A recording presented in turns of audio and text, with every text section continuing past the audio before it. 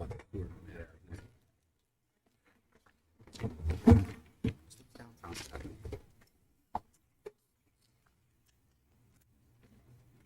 my toes. So they should.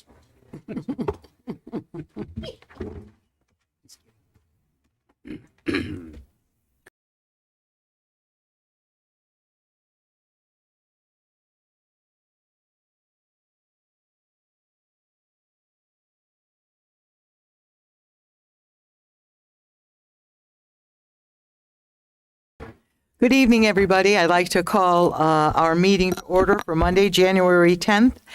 Welcome, everyone, to the Town Council meeting. And let's begin our meeting. Madam Clerk, would you call the roll, please? William Dietzick. Here. Tom Lombardi. Here. James Morelli. Here. Christopher Palmieri. Here. Jack Perry. Here. Paul Chaplinsky. Here. Michael Del Santo. Present. Valerie DiPaolo. Here. Victoria Triano. I'm here also. Could we all stand for the prayer, then the subsequent flag salute, please? Heavenly Father, may we consider the people of Southington and always render what is right and just for our citizens. Help us to be compassionate and caring for each individual while still seeking what is appropriate for the entire community. Give us wisdom and guidance. Amen. Would you please join me in the flag salute, please? I pledge allegiance to the flag of the United States of America and to the republic for which it stands, one nation, under God, indivisible, with liberty and justice for all. Thank you, everyone. And before we get into the individual council matter communications, we're going to start. Madam Chair, please. Oh, I'm sorry, the minutes. May I have a motion, Make a motion to please? approve the minutes from the last meeting. And I have a second. I think Paul seconded it. All those in favor? Madam Chair? Yes, is there any addition or deletion or whatever? Yes, 1 second. So on page 9, the second paragraph, just trying to.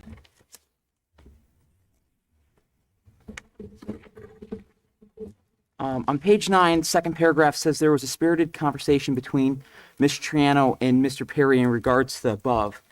And I would like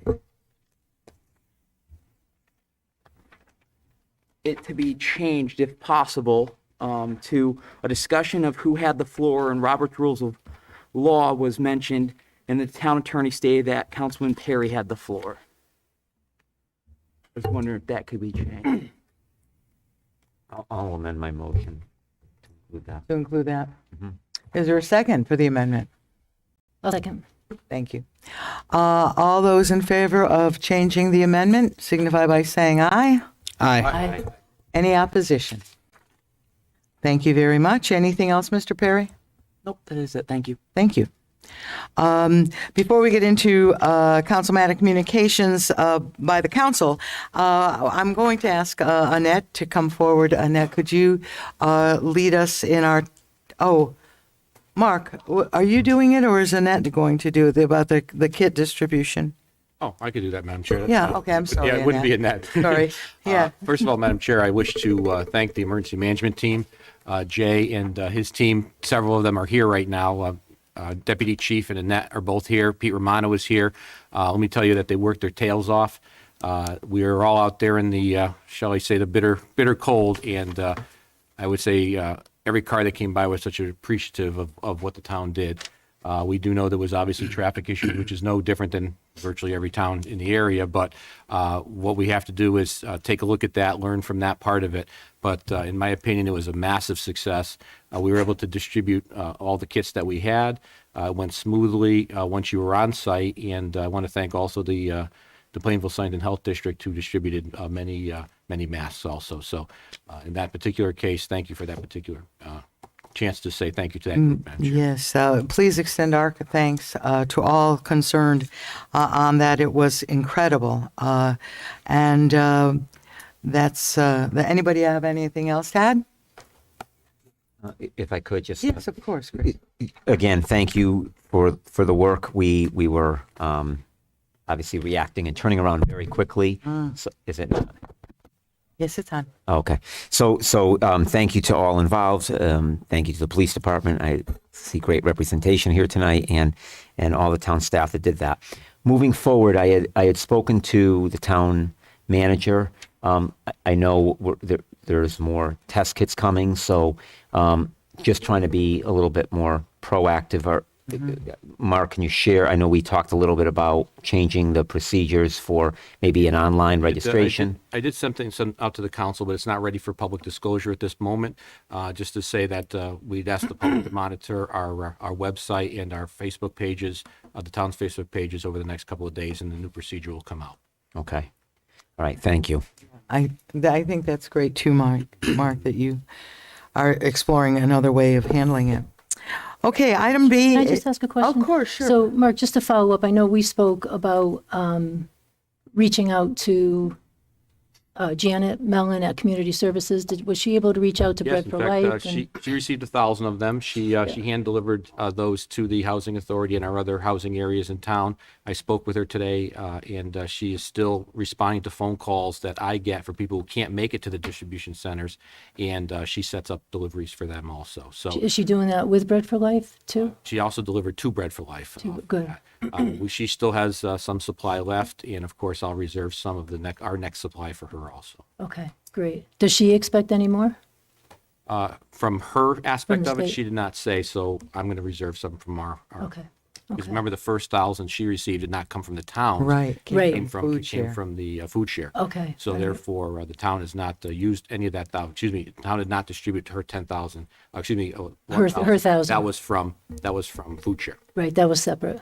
Okay. It was thank great. you. They were really organized. I know Rotary, because I'm in Rotary, helped her get it out to all the housing authorities right away the first day. And Yeah, so it good. was very, very good. She does a great job down there. Yep. So excellent.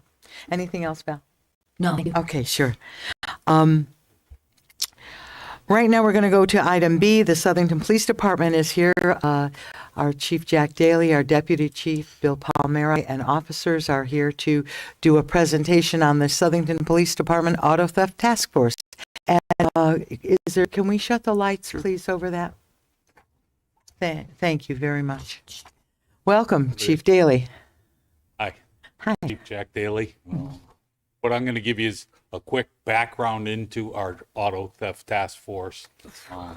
Approximately a year ago, I was called into the town manager's office, met with the chairman, who kind of gave me marching orders to get something done about the issue with stolen vehicles and vehicles getting broken into in our town. So what we did is we started auto theft task force. At the time, it was headed by Nate Boycelard and a group of officers. Then Master Sergeant Boycelard has been promoted, and Sergeant Justin Burke has taken it over.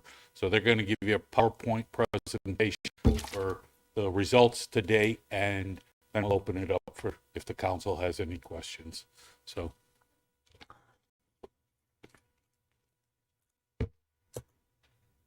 Congratulations, Master Sergeant. Thank you. All right, good evening. Master Sergeant Boyzar is just going to hand out quick a little informational packet for you all with some statistics and whatever it may be. But just to give you a brief overview, I don't want to hold up your time too much, but I understand this is important to not only the police department, but to the public and others. So quickly, before we get too deep, this slide's just strictly statistics. If you look at in red 2020, that's really when this task force was called into effect in 2021 was directly because of the statistics of 2020. And if you look there, you see 89 stolen vehicles and 412 motor vehicle burglaries. As you can tell from there, in 2021, the task force was put into place in February, and you could tell 2021, which just came to a close, there was a decrease in both stolen vehicles and vehicle burglaries. Burglaries, substantial difference between 412 to 215. And now to start off 2022, where you see the numbers there, 1 stolen vehicle and 3 vehicle burglaries so far through the first 10 days. 2020 alone, you saw 180% increase in stolen motor vehicles and a substantial 220% increase in vehicle burglaries from the year prior. And according to NICB, which is the National Insurance Crime Bureau, they said the national average of stolen motor vehicles increased 9.2. So you saw 180% in Sellington versus the national average of 9.2. This is just a quick quote by them, basically just saying what they thought some of the factors that were going into this issue: economic downturn, the pandemic.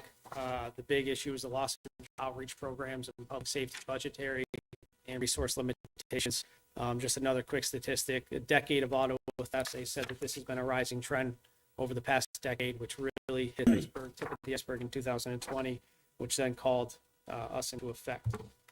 With the inception, as Chief Daly talked about already, it was a group of 4 dedicated full-time officers. We had assistants of the Detective Bureau, our Community Relations Officer, Officer Laporte, our IT specialist, and who all were under the supervision at the time of Master Sergeant Boislard. They started this initiative on February 14th.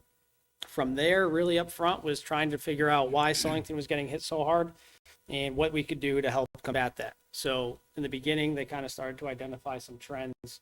What you saw is the northeast and southwest portions of Sellington were getting hit the hardest, and most of its recoveries were those areas. From there, you learned that the northeast section of town was really getting hit by suspects from New Britain and Hartford. Southwest majority was Waterbury suspects. And from there, we tried to put into place what could be done to help combat this. And then within the Sellington Police Department, what were some of our reporting issues? What were some of our investigative issues that we're having? How do we improve them? So from there, the initial efforts, which I just kind of got into, the big thing was the public outreach and education. We started to ask ourselves, they started to ask themselves, how can we, reach out to the public and inform them of the issue that's going on, and what kind of tips could we provide to them? From there, it kind of turned into improved communications, interagency networking, between our agencies, other agencies in the state of Connecticut, and collaboration amongst all of them. I'll get into that in a different slide, but the collaboration aspect has been huge to this. We're working closely with agencies and departments that we never really worked that closely with before, and we're developing relationships that have proven to be effective. Directed patrols and increasing omnipresence was using those trends, using the maps, which you'll see here in a couple slides, and trying to figure out, is there really a trend to this? Do we have to direct patrols to certain areas? Is there a certain time of night, day of the week, et cetera? And increasing that omnipresence. Obviously, everyone knows the town of Sellington has so many different points of ingress and egress through highways and towns. How do we increase our omnipresence on a patrol function to maybe deter some of this activity? And then from there was the improved investigative efforts. We'll get into that a little deeper, but these investigations have turned from very quick documentation, let's do what we can, to a full-fledged couple month-long investigation. The efforts really from the beginning to the end are amazing by the officers in this unit, and the amount of time that they put into each and every burglary and theft. The social media blast started coming out, the 9 p.m. routine. Don't forget to lock your vehicles. That was put up pretty much daily. Some basic tips were sent out on how to prevent auto theft, how to hide valuables, lock your cars, try to park under areas that are well lit, which then came the Neighborhood Watch. Obviously, we had a fantastic relationship with the Neighborhood Watch programs, the Green Light Patrol that was put into place. It was really a collaborative effort at that point. And then as many of you might have seen, or I hope you've seen at this point, the posters that have been put up at every gas station in the town of Sellington, as we see a lot of purse snatchings at those locations. From there, we saw the PIN map start to get developed. A lot of information was put in on this to help try to identify that trend. As you can look at the map, those were locations of burglaries and thefts that were initially compiled, and it's spread out across the town. So from there, we kind of realized this was a townwide issue, and we had to combat it at that time. The collaboration and coordination aspect, as you can see up there, there's agencies, Hartford, New Britain, Waterbury, Bristol, I'm not going to name them all, FBI, ATF, Connecticut State Police. We've all developed relationships with them over this past year, and I've worked with them in a lot of these investigations. We've made contacts with these police departments that not only assist with auto theft, but they're starting to show results in other areas of policing and other crimes that may come about. Since October 4th, we've been part-time involvement in the Greater Hartford Regional Auto Theft Task Force that was put together by Hartford PD.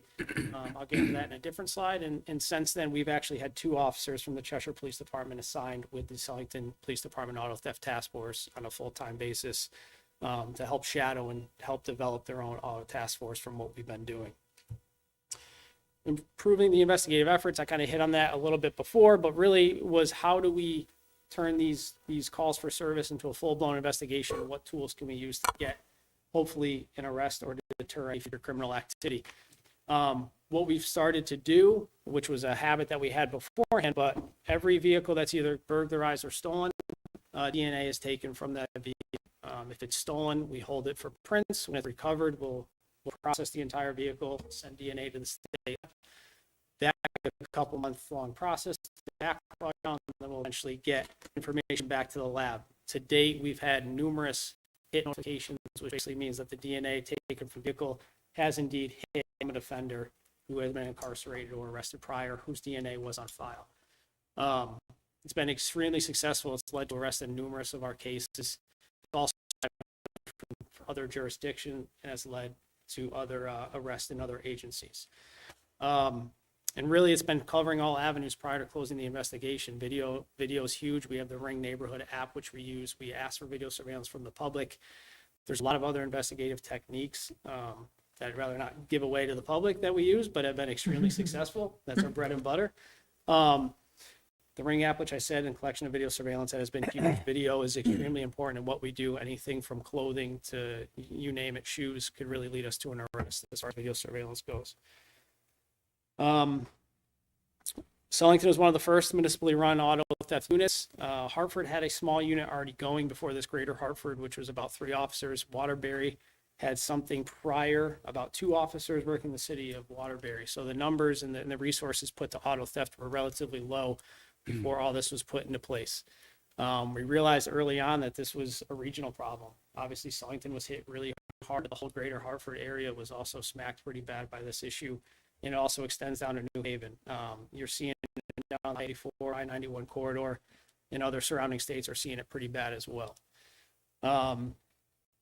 What we started to do, and we got a lot of contact from some of these other police departments that reached out to us when they saw that we were having success, and they said, listen, what are you guys doing? Can we come and can we meet with you to shadow you to see what you guys are doing, why you're having so much success? So we've had sit-down meetings, and we've hosted representatives from a wide variety of police departments, which you could see there at the bottom, who now have units in place and, asked us for their assistance in getting it kick-started from the ground roots and turn it into where we're currently at now. This is the Greater Hartford Regional Auto Theft Task Force. As I mentioned, we've been part-time members since October. I understand that there may be questions of why our Sulington officer is going to Hartford to assist, but we have a direct nexus with Hartford. What you see is a majority of our vehicles that are stolen from Sulington are either recovered in Hartford or they're used in violent crime in Hartford. Hartford did a study when they started this task force, and they basically said out of every 7 to 10 violent incidents in the city of Hartford, 7 of those are committed with stolen motor vehicles from other jurisdictions. So what you're seeing is the suburbs getting hit with these thefts, and then the vehicles are then being used in much more violent crime in these cities. They started off with 15 various departments. They do weekly operations, 1 or 2 a week. And the intel that we've received from Hartford has led to many arrests in our jurisdiction, and the intel that we provide to the other agencies there has done the same. And as you can see, many of the arrestees in Sulington cases are indeed from Hartford or are known names at Hartford.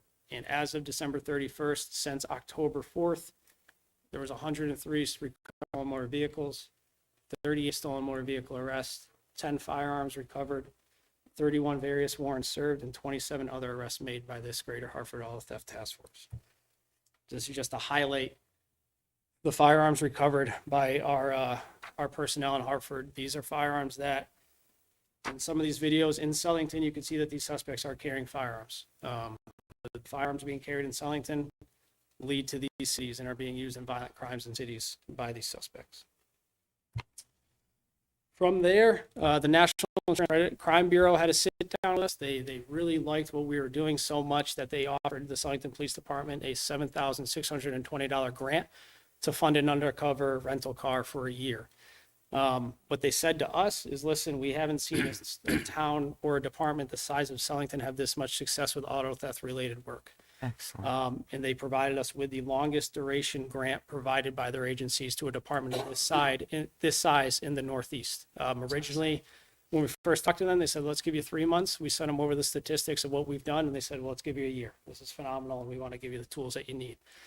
And then we were also granted $35,000 from the state during the coronavirus relief fund for auto theft investigations as well to help combat this issue.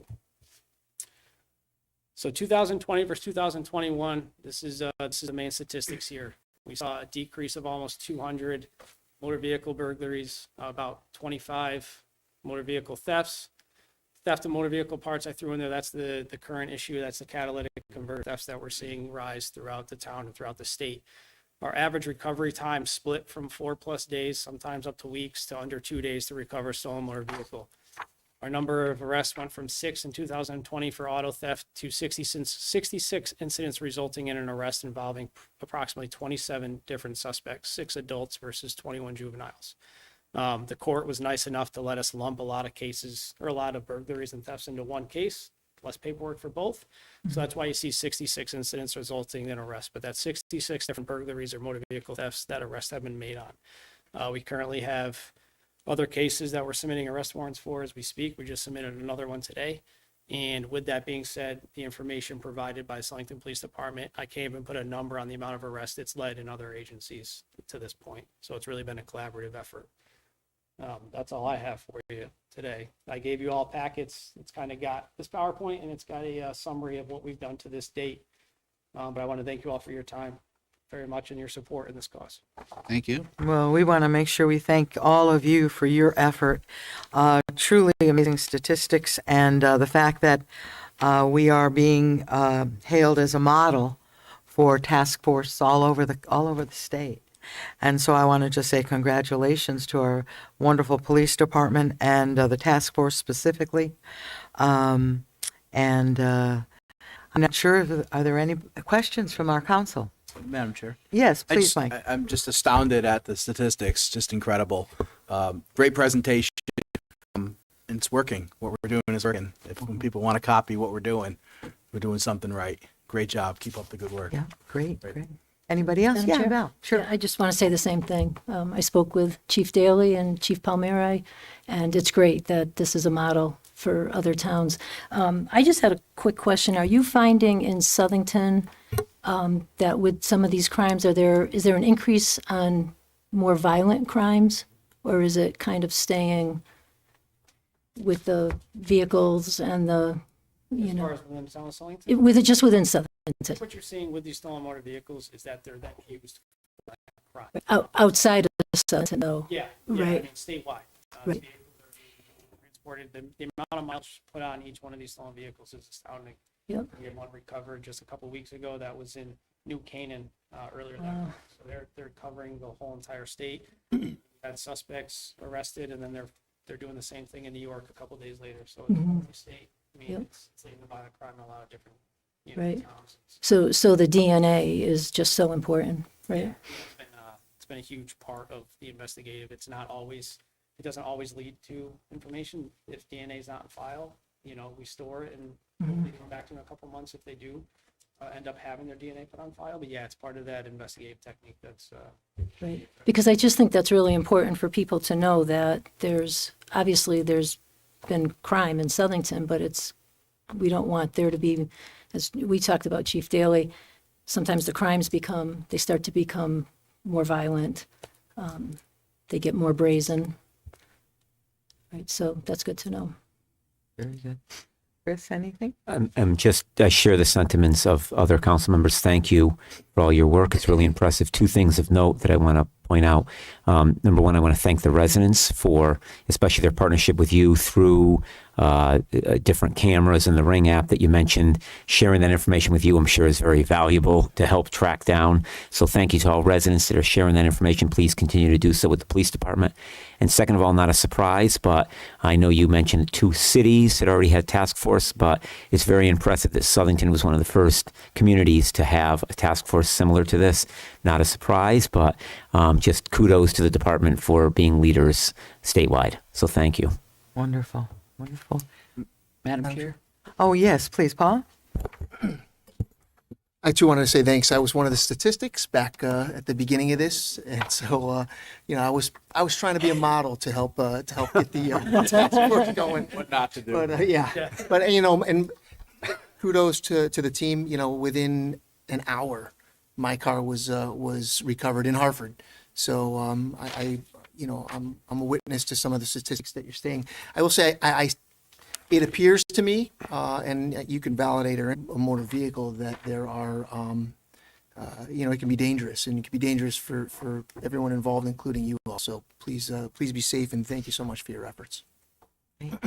Yes, Jack. Madam Chair, I just want to echo everyone else's, thoughts on this. And I think we've all had friends or family members or neighbors become victims to car theft. So want to thank you guys for all the efforts you guys have been doing to do this. When campaigning a few months ago, that was definitely a concern that I heard a lot of.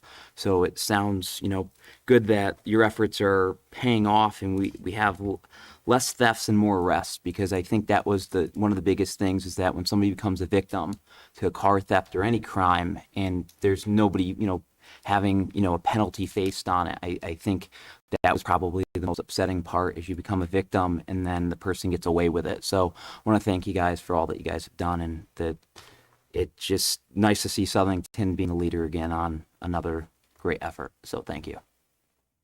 And Jim, you had something. Yes, I thank you very much for your efforts. I think it's fantastic. I wanted to just mention that I think that networking and collaboration is huge. And so you guys didn't really go into detail about the relationship that you guys built with other towns, but I can tell you in my industry, and I think in almost anyone, the more people you know, the better, right? And again, when you're trying to combat these situations that are difficult, it's really great when you can get on a quick phone call or radio call or whatever it is and say, hey, this is happening. And so I encourage you guys to continue to do that. And I also encourage you to, as you get new recruits, to instill that same thing in them. And even, even after work or off work, to continue the recruitment or the networking, because I think it'll always be a good thing. And thanks again. Yeah. I know that there's an awful lot of collaboration right here in town, and I know you've reached out to the Neighborhood Watch Group, and you've I talked forgot to to so add many other organizations, and your education to the citizens of Southington, so that we keep an eye out now. Now we know what we're looking for. Now we remember, let's make sure our car is locked, or we take our pocketbook inside, or whatever. So, and yesterday, I believe, was National Law Enforcement Day, and boy, are we proud of you guys. Thank you so much. Enjoy your night. Thank you for sticking around. We would like to thank, on behalf of the police department, the support. I talked to a lot of chiefs throughout the state. I've been a chief for 20 years. And the biggest thing that they are all jealous of is the support we have in Southington from the community, the council, the Board of Police Commissioners. That's what they're the most jealous of, and the support you've shown towards the Auto Theft Task Force. So thank you. Thank you, Chief. Thank you, guys. Thank you very much, Deputy Chief. Thank you. Okay, all set. Great. Moving along, item E is the update on school access sidewalks. I don't see Ms. Buckley here. Are you here, Linda? I didn't. She was, Vicky, I had emailed with her. Yeah. She was not going to be able to come because of Okay. COVID. Oh, I think her husband has health issues. But maybe we can get some answers for some of the questions. I believe you got the questions, right, Pete? You didn't get anything right. Can you give us an update on the sidewalk situation here? And we may have some questions for you too. Thank you for coming out. Sure. Good evening, Council. Peter Romano, 339 Pattonwood Drive. I am the Director of Operations for the Southington Public School System. I was requested to attend the Public Works meeting to start dialogue about the school access walks and the future of how we're going to handle them, about some policies, and maybe about some transportation. It was just initial dialogue and conversation. I'm available for any questions. Madam Chair, may I be heard on Yes, that? please, Mike, go ahead. We did have our public works meeting, and it was, I'm later on in the agenda tonight, but Mr. Romano did present, and, we wanted to get the conversation started. And he's going to speak with the superintendent of schools, and the superintendent will speak with the Board of Education, or appoint Mr. Romano to speak with the Board of Education if he thinks that such a platform is warranted. After discussion, the Board of Education would then make recommendations back to the town council. So the whole idea is just to get the conversation started. Very good. And then Pete was very, very good in his presentation to us at the Public Works meeting as to, what he believes maybe should happen. So we'll take it from there. Very good. Ms. Buckley did send us an email today. And so what I will do is I will send it to you, and maybe you could give it to the Board of Ed or to her consideration. And we'll get back to her on her questions that just came in I got it this afternoon. So anyone on the council have any questions for Mr. Romano? We appreciate you coming out at My night. pleasure. Pete, thank you so much. We appreciate it. Very good. Okay, before we get into any further councilperson's communication in front of you this evening, I've been prompted by a number of residents that there's been some instances of miscommunication and some other issues. So I spoke with our town attorney, and Attorney Riccadone was I'm very grateful, Alex, for your help in this. So in front of you, you have the additional town council policies and procedures and protocols. Do you all have that? I want to make sure everybody has it. And there were 3 areas that I believe we need to add to the policies and procedures. If you remember, in our first meeting, we signed off on the existing policies and procedures, but I think under the circumstances, we need to consider these. So I just want to read them into the record, and we can discuss them a little bit right now. However, I would rather entertain a motion to just get them on the agenda for action tonight, and then when we get to them, then we can further discuss them at that time. It'll give us all a chance to consider them. They are as follows. Number 1, no town council member, staff member, or other party, privy to confidential town information shall disclose said information to the press or on the internet until said information is officially released by the town staff. Number 2, elected politicians should contact the town manager for questions or concerns regarding a particular town department. The town manager will coordinate with the town staff to obtain information for elected officials. At no time should an elected official contact a town staff member directly regarding matters of policy or procedures in violation of a collective bargaining agreement. 3, no elected official shall interfere with the Southington Emergency Management Team when it is activated. Elected officials are welcome to contact the team to request information or offer assistance. What has happened is there is so much stuff being talked about on the internet that sometimes the information gets so boggled. And so we need to show the discipline, and that was the motivation, because I heard from many, many citizens that they read one thing someplace and read another thing somewhere else.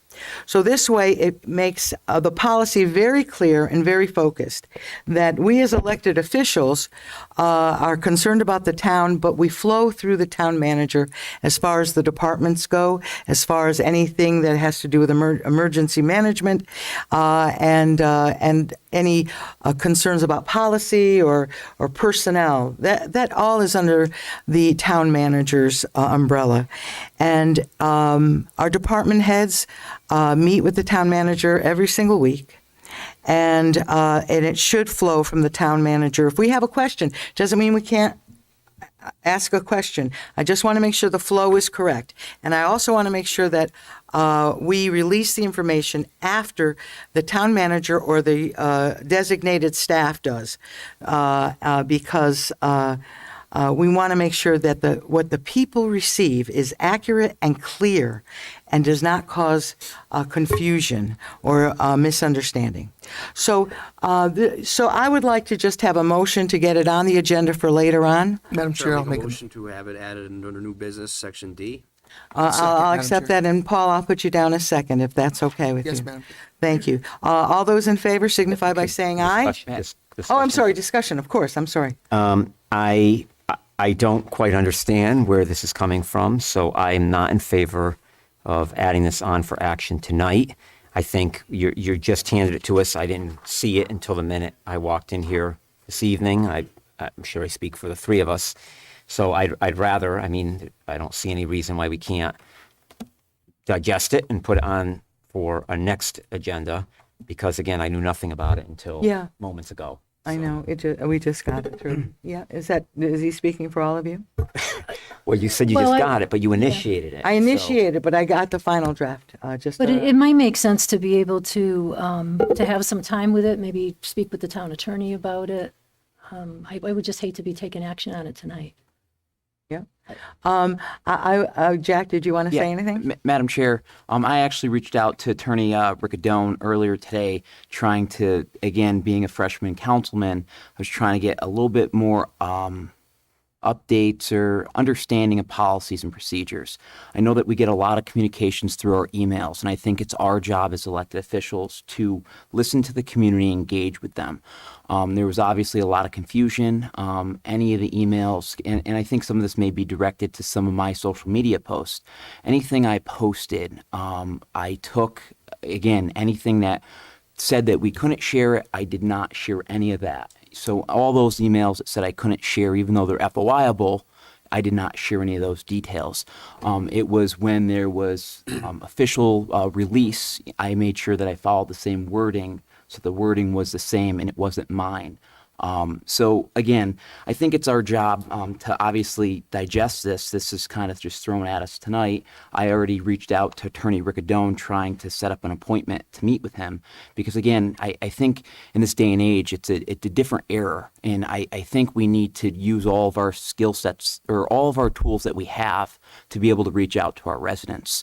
I don't think us having private email conversations that, again, they're FOIable. So if the community wants to say, hey, I want to know everybody's emails on, the COVID test kit distributions, that is an FOIable thing to my understanding. So I would love to see this get tabled this evening, and I would love to make a motion to table adding this to the agenda until we could, speak to the town attorney a little bit more in detail about this. So you're making a motion to table. Is there a second to table? I'll second. Okay, there's a second to table. Madam Clerk, would you call the roll, please? The question is to table this for another designated time. Go ahead. Dietzick? No. Lombardi? No. Morelli? No. Palmieri? Yes. Perry? Yes. Chaplinsky? Nope. Del Santo? Nope. DiPaolo? Yes.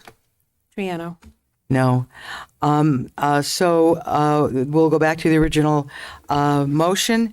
There's a motion on the floor to add it to tonight's agenda. Can we take a roll, please, Madam Clerk? Dietzick? Yes. Lombardi? Yes. Morelli? Yes. Palmieri? No. Perry? No. Chaplinsky? Yes. Del Santo? Yes. DiPaolo? No. Triano? Yes, and this is a critical thing. I think we should be moving on it very quickly, and it's very easy to understand. So, yes, it's added to the agenda under item D, policies and procedures. Okay, very good. Okay, let's go on to councilperson's communication. Yes, I'm Mr. sorry. Chaplinsky? I thought you were going on to No. special committees. You mind if I have? Yes, please. I had two items, Madam Chair. The first is I wanted to thank you and the town manager and the council for putting together the Ben Merrick resolution. I think many of us had an opportunity to attend the presentation on that, and thank everybody for the short notice on getting the signatures. So thanks for everybody's flexibility and timing. But what an event it was, and whether you were there or whether you read about it online, in a newspaper, or saw it on the TV, it was so heartwarming. And to see the progress that Ben is making, and to see the family come back to town and come back together is just, it's really heartwarming. So continued thoughts and prayers for Ben and his family, and as they continue their journey. Great. And second item, Madam Chair, I would like to add, another agenda item for executive session, if now is okay for me to do that. So I'd like to make a motion to add an executive session item for real estate matters. I'll second that, Madam Chair. Okay,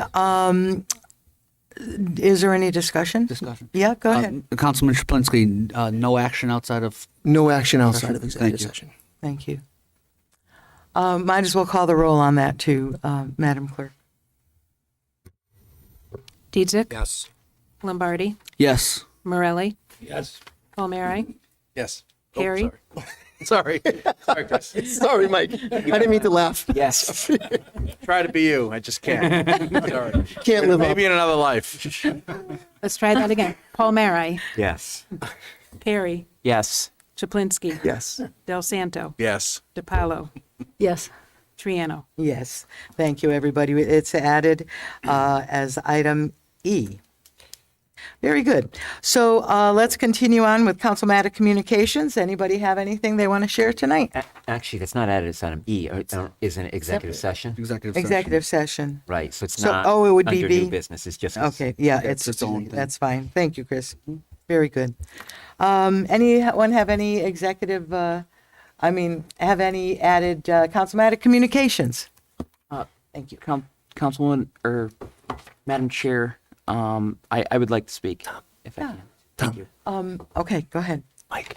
So, first off, I want to say that, obviously I was at the COVID test kit distribution event. There's huge turnout, and I appreciate Mark and his staff working on a different way of handing out more test kits because, again, there's some miscommunications at the entrance, and some people thought that we sold or we gave them all out within an hour, which was not true. And I want to thank all the volunteers that helped because it was definitely cold and windy that day. It was definitely a tough day. Another thing that I want to talk about, and I have a list of things here, is I had a constituent reach out in regards to an article that was in the Record Journal October 20th of 2021, and it talks about the water tower on Mill Street and how there's going to be potential parking and storage units and maybe the town's heavier equipment. And that being a residential zone, there's some concerns of the town or the residents having the town put heavy equipment in a residential zone. So I don't know, again, if somebody could kind of look into that a little bit. I think that'd be probably Public Works maybe, or Mark. That would be the water department. We could check with Doug on that. Yeah.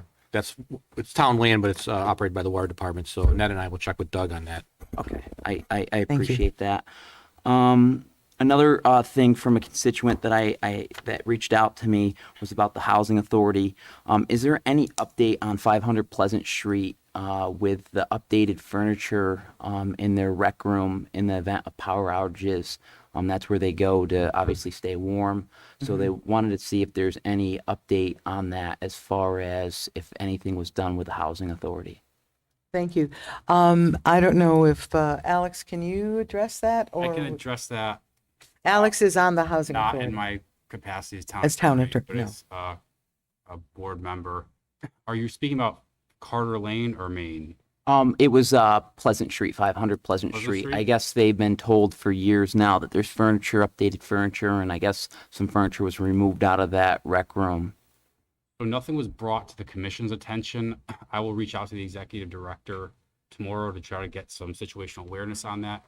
I do know that there were some concerns with the residents at Carter Lane.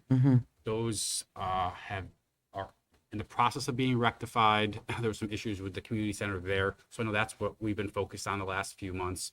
But I will reach out to executive director for Pleasant Street. That's the first I've heard of any issues whatsoever there, especially mold or furniture. Okay, I appreciate that. I also want to mention that on January 8th, I had a roundtable listening event that was here right in the Municipal Center. And it was a great opportunity to listen to the residents. And we even gave a remote option of doing Facebook Live, which ended up working out very well.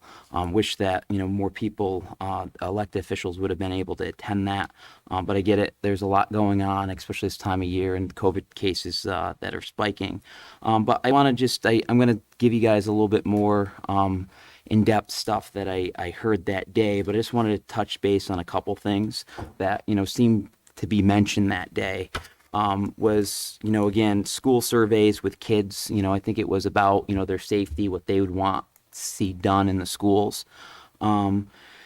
Town programs like STEPS. There's a couple people that just moved to town. They've never heard of the STEPS program. I've been involved with the STEPS program, trying to help out and volunteer in any capacity that I can. So it was mentioned that we should be doing more outreach in the community, or advertising what we have to offer and utilizing social media to maybe achieve that. Because we have a lot of great town programs, but again, enrollment sometimes is down because residents don't know that we have it. Another big hot topic item, obviously, was masks in the schools. And, there's, I think, things that we could do, and one of them that was mentioned was ventilation in the schools.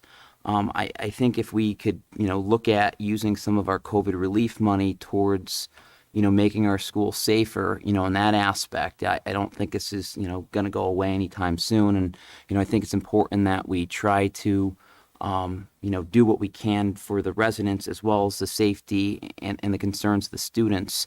Again, there was a lot of great discussion on that, and I would love to see us try to do something. And I know we're coming up into budget season, but I think that is something that we should definitely try working with the Board of Ed to see what we can do for them. Another hot item was sidewalks, and I never really thought about it. We talk a lot about, us having a program in town with our roads, and we grade our roads, and we're not doing the same with the sidewalks. And there's certain parts of town that have no sidewalks, and it was mentioned on Mill Street over near the dog park. You have that hard turn there where Farmstead is, and trying to walk on somebody's lawn. I know there's a wall on the other side, makes it very difficult. So I don't know if it's possible, for the Public Works Department to do an assessment and maybe have a program in place that we add X amount of feet of sidewalk a year. Especially, I see it on, the agenda that we're going to talk about update on public transportation. I think if people can't walk around town, I don't know if public transportation would be that successful. So that was another thing that was mentioned. And, it was a great discussion, and it was good to be able to listen to people. And they all sat in the chairs, and I stood up. And again, when we're sitting down here and we ask somebody to show up to the podium, it's like spotlight on them, and it's very intimidating. So they said that, making, the council meetings more welcoming would be awesome. I don't know what we can do. Obviously, everything's got to be, recorded, but maybe having more of these events and having more participation from other elected officials, I think would be a great thing to do. I also started a survey that, I have a couple hundred responses, and I'm going to share all that data with all you elected officials on the council as well as the Board of Ed. I think it's very important that we listen to the community and try seeing what we can do. And obviously this roundtable listening event was on public and school safety, but we kind of even got off on other topics. But I think us having more engagement with the town and the residents in a more informal fashion would be a great thing to be able to do. And that's pretty much it. So thank you. Thank you. I would just say that, Jack, that afternoon was your desire. It was never endorsed by the town council. So the information that the folks received came from you and not from the entire town council. You were very much within your rights. I want to make sure I get that down. Very much within your rights to have a gathering like that, but it was not a town council event. And so I'm sure everybody had things going on. It was a Saturday afternoon, but I just wanted to make mention. So for clarification again, that it was your idea and you put it together. We're having another person has requested to do a seminar on wellness, and again, it's a private citizen, and so anybody can do that, and we appreciate that. Okay, very good. So with that being said, Madam Chair, I have one last question for you. Obviously, like you said, I could hold those events. And I had a conversation with the town manager earlier today. What is the protocol or the way to be able to get my survey on the news feed on the town website so residents can, participate in it. I Your think survey it's, is not a town Yeah. council endorsed survey. If you would like it to be, you can present it to us and we can talk about it and look it over. But we don't even know what you're talking about, Jack. Yeah, Jack. okay. I just, again, I just looking at it as constituent work and outreach to the community. So Yeah. again, I'm just trying to And I'm sure that's your obviously heart, be as too. successful Yeah. as possible Yeah. and have as many people voice their concerns. Yeah, absolutely. Yeah. Madam Chair? Okay, yes, go ahead, Thank, Tom. thank you. I just wanted to touch upon one topic that Councilman Perry just brought up, and it's regarding the sidewalks. We had Director of Operations Pete Romano here this evening, so it seems to be a sidewalk evening. Yeah. When Gary Brumback, our former town manager, was here, there was also a discussion on sidewalks, and it was specific to the Pleasant Street area around the high school and DePaulo Middle School. And we did go through a process, and it's not an easy process to add sidewalks for residents. The residents have to agree upon it. I think I met with the town attorney at the time, Shota. So, maybe as we, over the coming, however many months it is, when Mr. Romano comes back or the Board of Ed has these discussions, that could be a topic. Hey, resident says we need sidewalks from here to there. What does it take to actually get that? It's not a simple, oh, the town council can vote on it and we could add it. It doesn't work like that. It's very difficult. Residents have to agree to it. Sometimes there's land issues involved. So that'll be a good topic to discuss. Not to in mention the future. maintain them. Right. Shovel right. them. So I just wanted to share my experiences with the former town manager Brumback on that. Thank you. Madam Chair. Anybody else?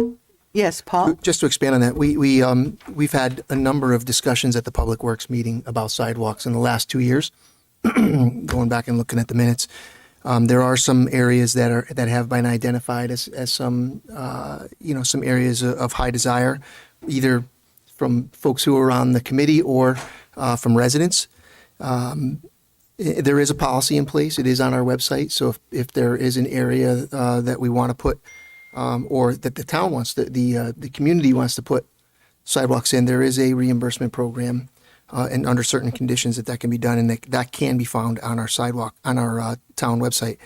That being said, it's also a discussion that we've had even recently with the town manager. Mark and I have spoken about it a few months ago. So, funding is an issue if the town wants to fund these fully. But I also feel that the sidewalks are an area that, we should be investing in, especially these one-time expenses where, we do have areas of pain points. There are some inconsistencies in the connectivity around our schools. There are some inconsistencies getting to some of our downtowns in some areas. And so I think it was one or two Public Works meetings ago, Mike, that I had kind of created an overlay map of the, if you look at the existing infrastructure, you can find it on our plan of conservation and development where every sidewalk in town is. I overlaid a map with the school access walks, and we looked at, within the school access walks even where are we missing sidewalks. So, if we can find some money in the budget as the year ends, I think that's something worth looking at for a one-time expense if we do a good job like we've done in the past of tightening the belt, and we've got some funds that, we think we can deploy for some safety measures. That's one that would be worthy. Very good. Anybody else, Val? Yeah, Madam Chair. Yeah. So, but just to follow up on that, so Mike, what you had talked about for the Public Works and the school access Yes. walks, that could all be part of it. Sure. Right? So that Absolutely. would be a great. Yeah. Sorry, I don't mean to cut No, you no, off, go ahead. Val, but we did a survey. Actually, a resident, I believe it was Carter Lane, Yeah. was adamant they wanted sidewalks. And obviously, the process is, if the town can't afford to put sidewalks on everyone's property. So what they did is they sent a letter out to the neighbors. I think there was 19 neighbors. And whether they were okay with sidewalks being installed or not okay with sidewalks being put in. And it came back 18-1. Right, that was last term, right? Yeah. Right, 18-1 for no sidewalks. because of the cost. So listen, I've debated, my buddy Zayo, Shauna, and I used to And battle maintain. on planning and zoning. And he was adamant he would not vote for any sidewalk waivers. And that's fair. That was his purview. And I get it. I think it doesn't make any sense to put a sidewalk to nowhere. Bazeo and I would argue, and it's like, well, it's going to eventually be connected. But then we're going to have all these places around town where sidewalks are right in front of properties and they begin and end. There's 18 feet of sidewalk and then there's 500 feet of road. So it's a debate that's as old as my political career, which is 22 years, and you can go back and forth, and I think they're important, but I can't imagine people can't walk because there's no sidewalks. You know what I mean? So, I think the debate will continue, but But the school access walks Much are different. different, much different. Any Yes. new school access walks would have to come from the BOE to this board. It doesn't start with us, but there's recommendations, but the Board of Education makes the first choice on either adding school access walks, which probably will not be something probably to look into, but removing sidewalks also starts with the Board of Ed with that. As for the other aspects, what Mr. Japlinski was talking about, the town has had $250,000 and sometimes more than that every year in its budget for people to put in sidewalks, and we share on a 60-40 basis. That money's always available. Yeah. Madam Chair? Yes, I please. just want to clarify my comments. Councilman Perry brought up a point which I think he meant was adding physical new sidewalks that don't exist right now. And then we're also talking about maintenance of existing sidewalks, and we're also talking about school access walks and which ones are determined. So there's a lot of sidewalk conversations for the public's knowledge. We're talking about a lot of different sidewalks here. So And I will, Must be a sidewalk night, as you mentioned. and I will, Madam Chair, if I can also clarify, because I did make the comment that there are some inconsistencies in the connectivity of sidewalks even within our school walking zone. And Mr. Romano can probably attest. That is looked out by the Board of Education each and every year. So Every if there year. are students who, where there is not a sidewalk and there's no safe pathway, I think there are bus provisions made in those situations. So each and every year those get looked at. So I wanted to make sure that anybody who heard me say that there was some breakage in sidewalks near schools, please know that is looked at by the Board of Ed. But, on the other hand, it also means that we have a bus now picking somebody up who's, a tenth of a mile from a school because there's a break, if that's the case. So there are definitely areas for us to look at and make some improvements here. Great, thank you.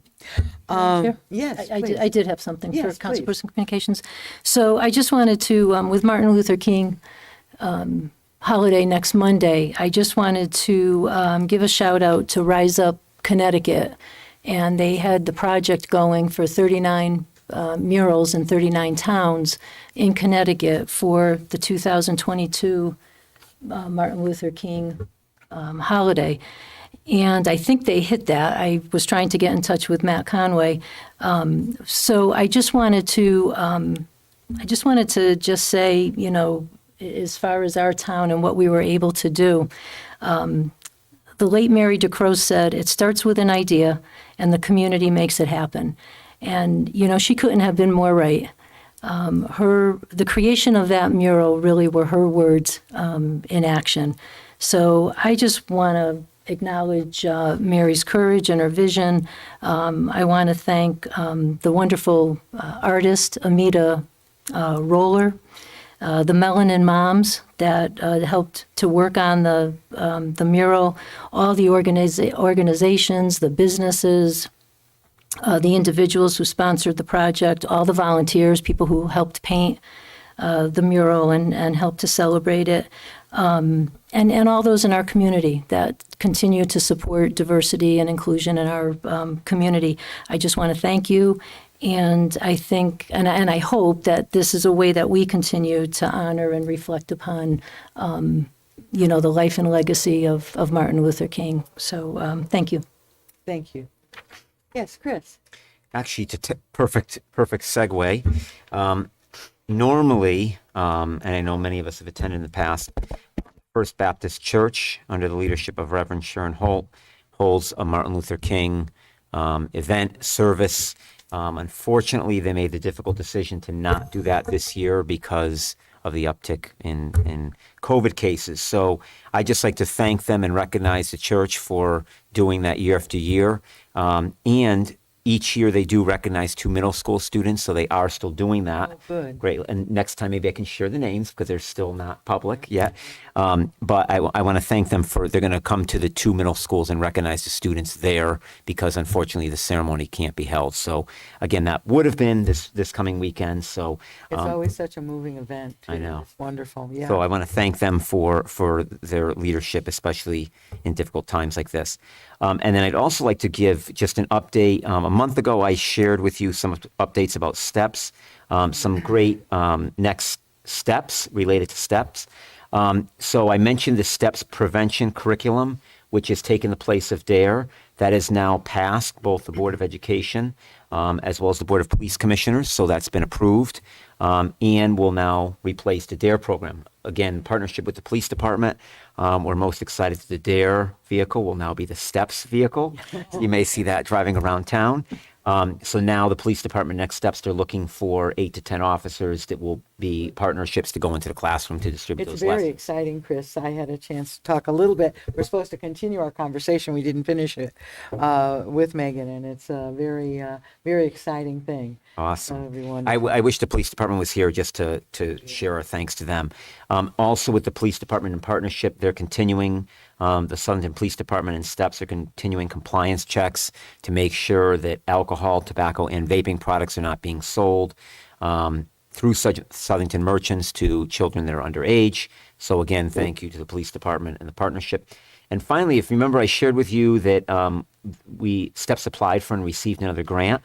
So it is from the Department of Mental Health and Addiction Services. It's $125,000 for each year over the next 2 years. Wonderful. So just want to share that great news Great news. publicly. You know, especially with the whole COVID situation, we're finding more and more our kids are having some mental health issues, and so this will be a great boost, I'm sure, to help them. And that's wonderful news. Thanks, Chris. Thank you. Anything else? That's it. Anybody else? Hearing no further councilmatic communications, let's move into a report of special committees. I think I got everything in I was supposed to get in. Economic strike, Mike. Thank you, Madam Chair. We had our meeting on December 15th, and unfortunately, well, for this report, 90% of it was executive session, so I won't be able to really talk about it. But we did get an update from Lou Perillo, and we got an update from the Director of Planning and Community Development, Mary Ellen Edwards. And a couple of things that she spoke about was Ion Bank obviously is coming, hopefully soon. And 2-lot re-subdivision behind Panera Bread was also approved. And a 9,000 square foot industrial building was approved on Bird Street, which is wonderful. And then Lou talked about a couple of things, which is a good problem to have, is that developers are still looking for property to move into Southington for businesses.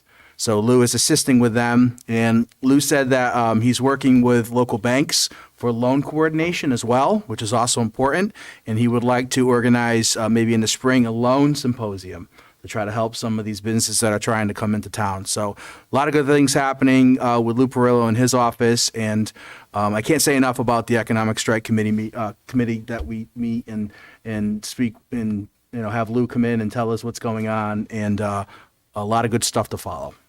Great. I don't know if anyone has any questions. Jack was there. I'm not sure if Jack has anything to add.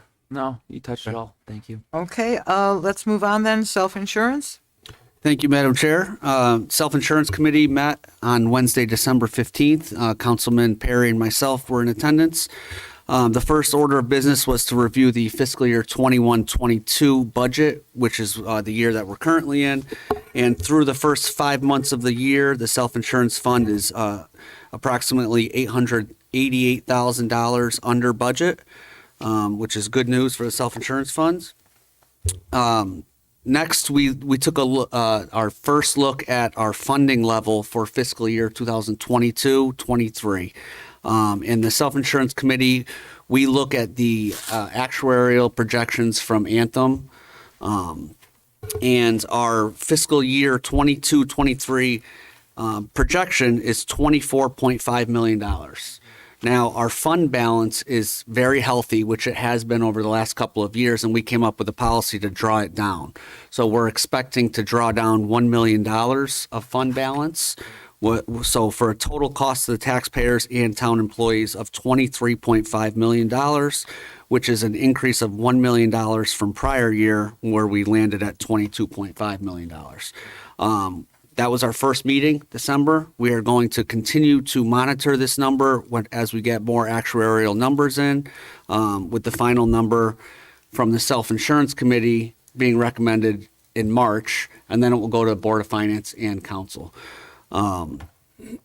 So the next item of business on our meeting is that we did go out to RFP for the town for healthcare administration. Those results will be in. The committee will be reviewing in January. I'm sorry, our meeting was February 2nd, we determined.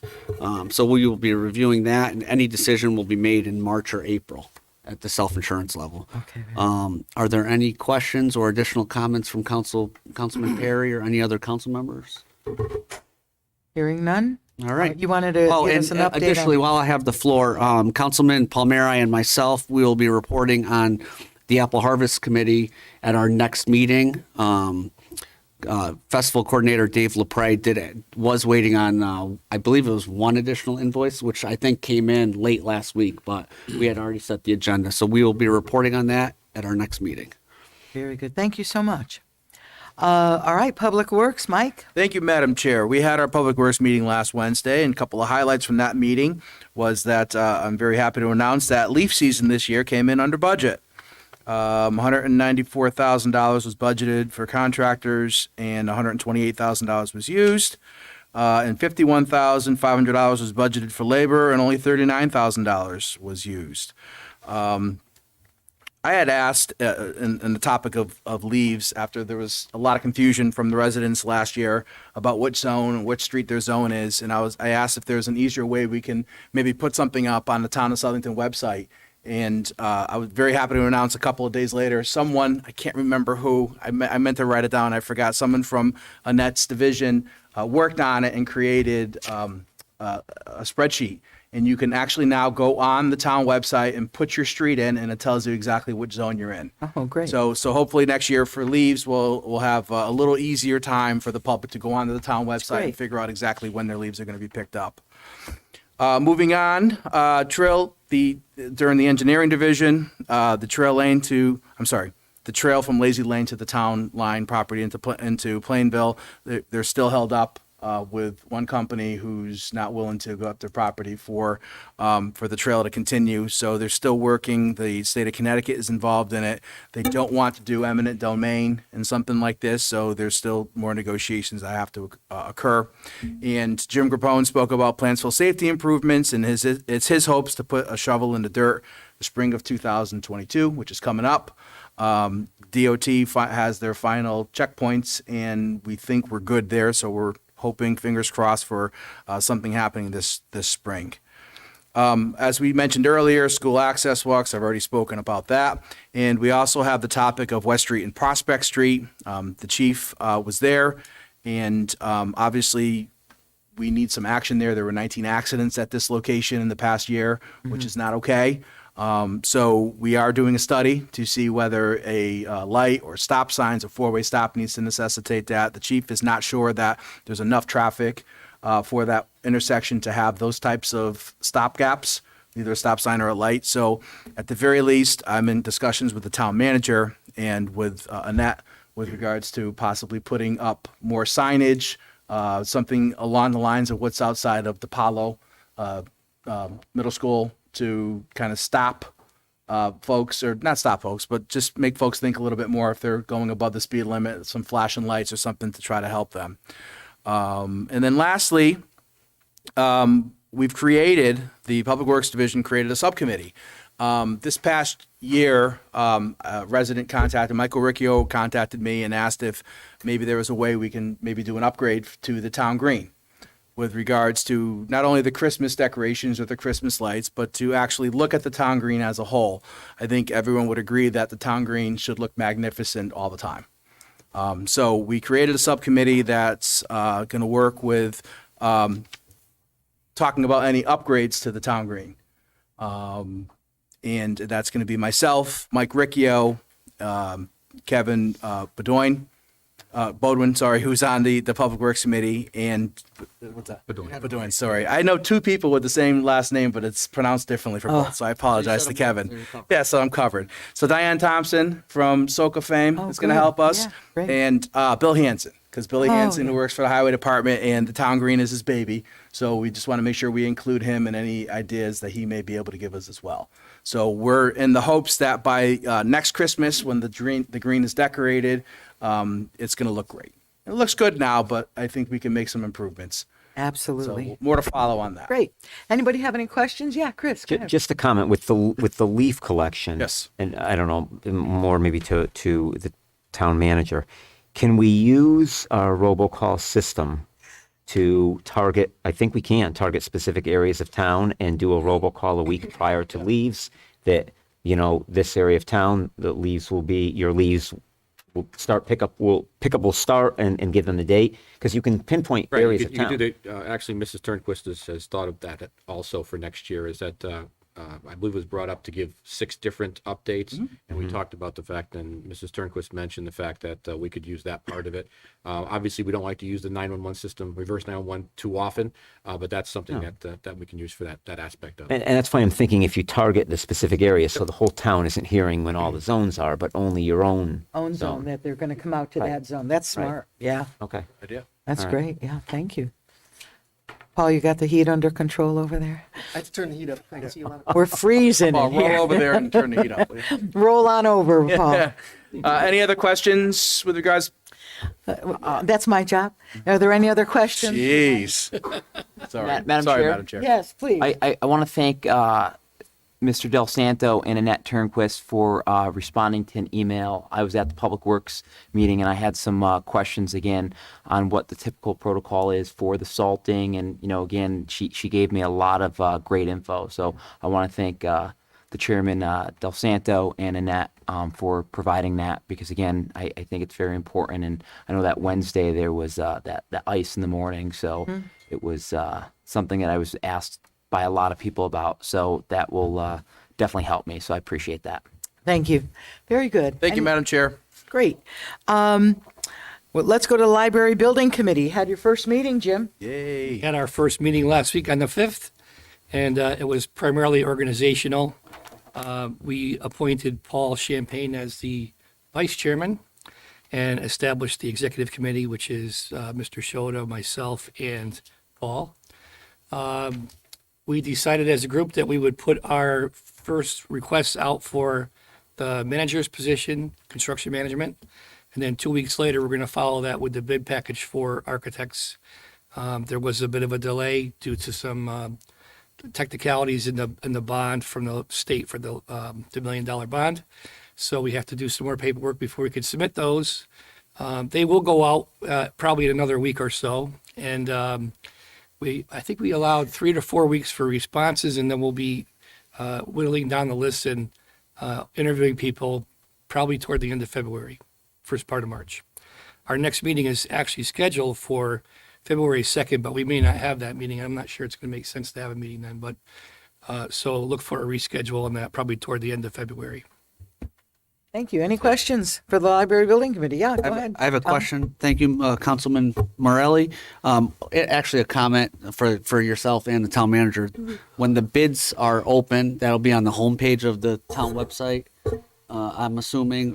Just want to update the public on visibility on that. It's in a lot more places than that, since we are dealing with the state of Connecticut and a $1 million, there'll be a lot of other places we have to do it besides our normal town website plus 2 newspapers. We'll be putting it on the state portal and several other places. So we expect to get a lot of interest.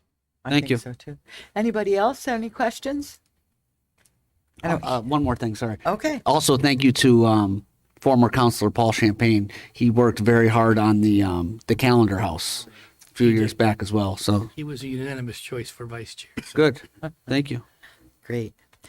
All right. I think we're done, and we're going to move on to the town manager's report and communication. Mark? Thank you, Madam Chair. Madam Chair, earlier in the week, we had a actually last week, we had a nice Zoom call with the Capital Region Council of Governments, as well as the Department of Transportation. Yourself, myself, and Mrs. Turnquist were on the call. And we had a nice update from the state. They were very candid.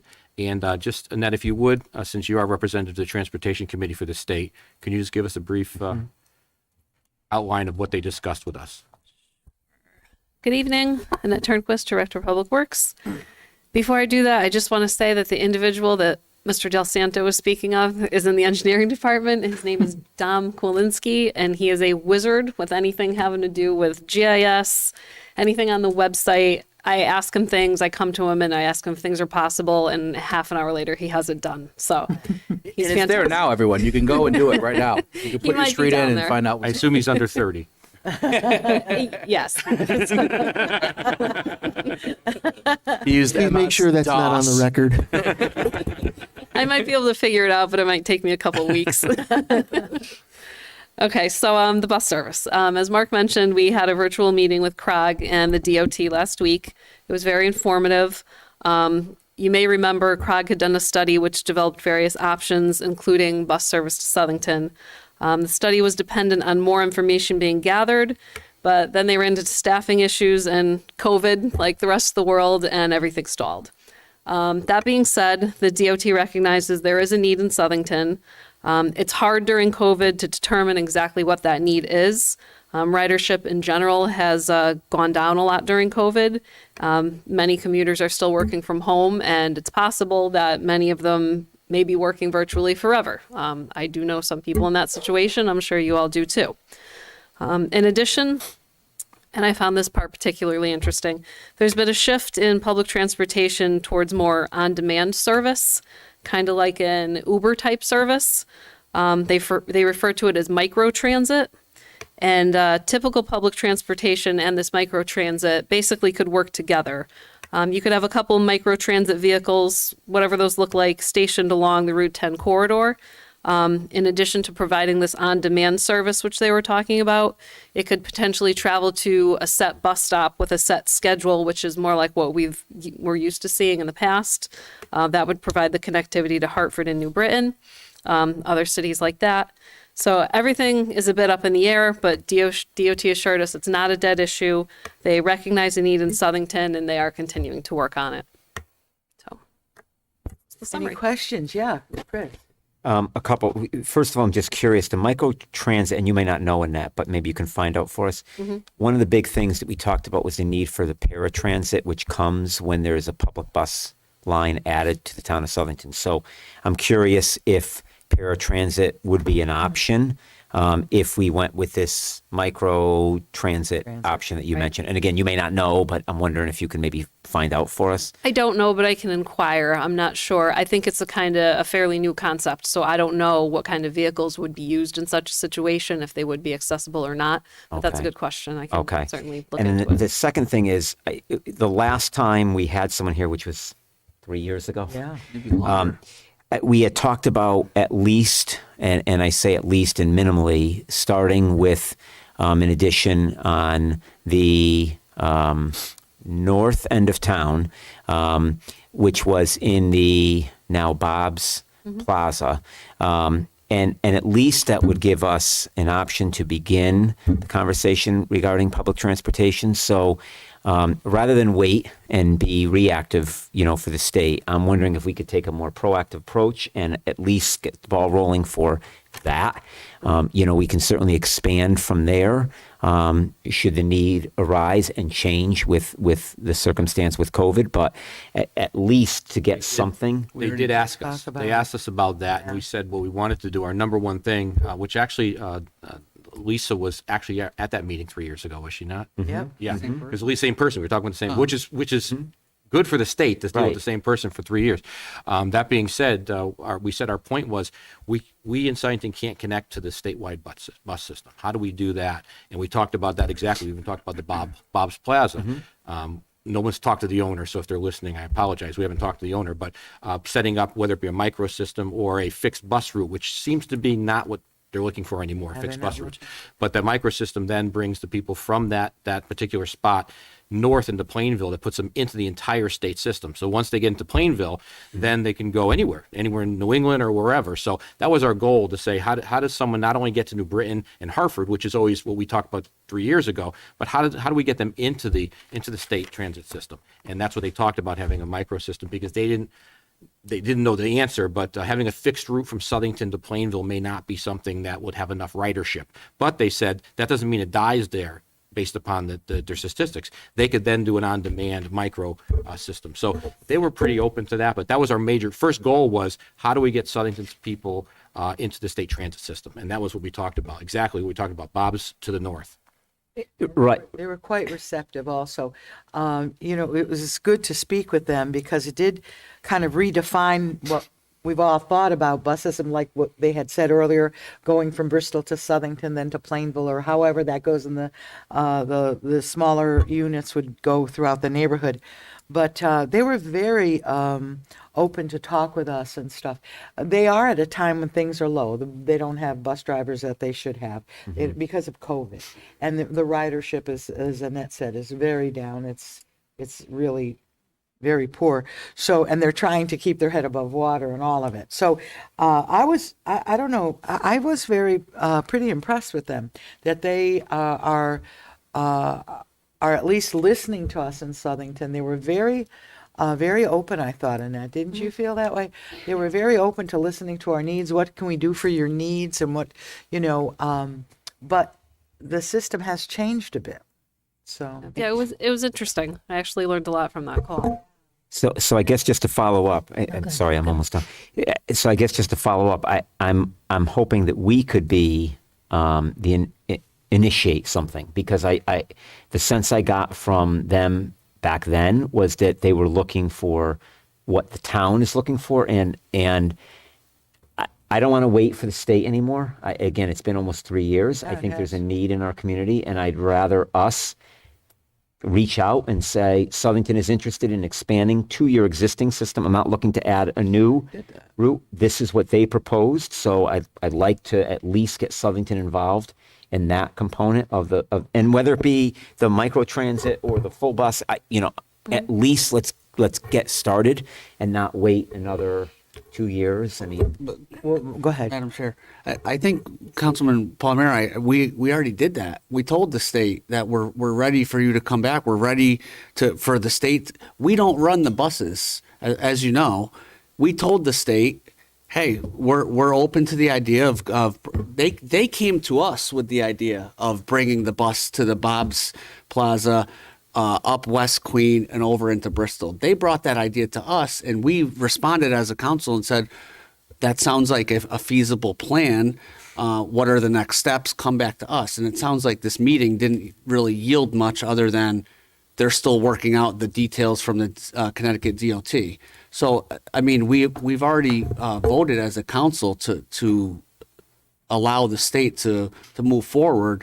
So do you want to just do another vote of the same thing? I think it's been 3 years. I think maybe we bring them back here. It's been longer than that, actually. It could be. It could be. But I think we bring someone from DOT back to a council meeting. It's a completely different council, except for Bill, Tom, Vicky, and myself. I think everyone else is new. So I think it's important to bring them back before the council. So you're not saying that we should absorb 100% of the cost of the bus transportation? No, we can't do that. No.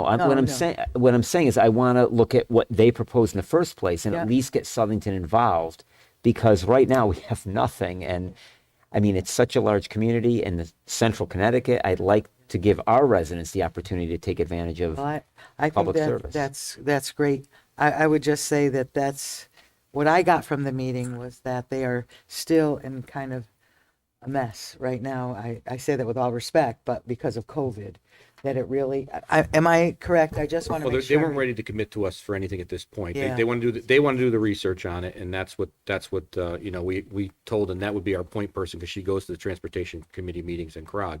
So at this point, they weren't ready to commit to anything. But we kept our mind. We said we'll be willing to, anything you're willing to offer, we're willing to accept. Great. So, yeah. So I guess what I'm saying is I'd like someone from CROG here or someone from the Department of Transportation here to talk to the whole council, because I appreciate everything Annette did, but I think coming and speaking to our body is the next step at this point, because it's been so long, and again, it just shows that we're interested and we want to pursue our options. But Madam Chair, I guess I have a question. If what I'm hearing from the town manager is that the state is not ready to give us a proposal, then why would we have them here? I think we have to somewhat respect the fact that they're telling us that, they're interested to work with us. However, they're in a shifting dynamic right now about what type of transportation might be the fit. And once they have that, it sounds like they're going to come back and talk to us about it. So I'm not quite sure exactly.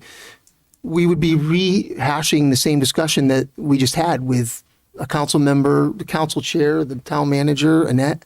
I'm unsure what you're asking for. Because I'm not sure. I'm hearing different things, so that's why I think it's important for us all to hear the same information, and let's hear from the state what their options are for and what their vision is for Southington.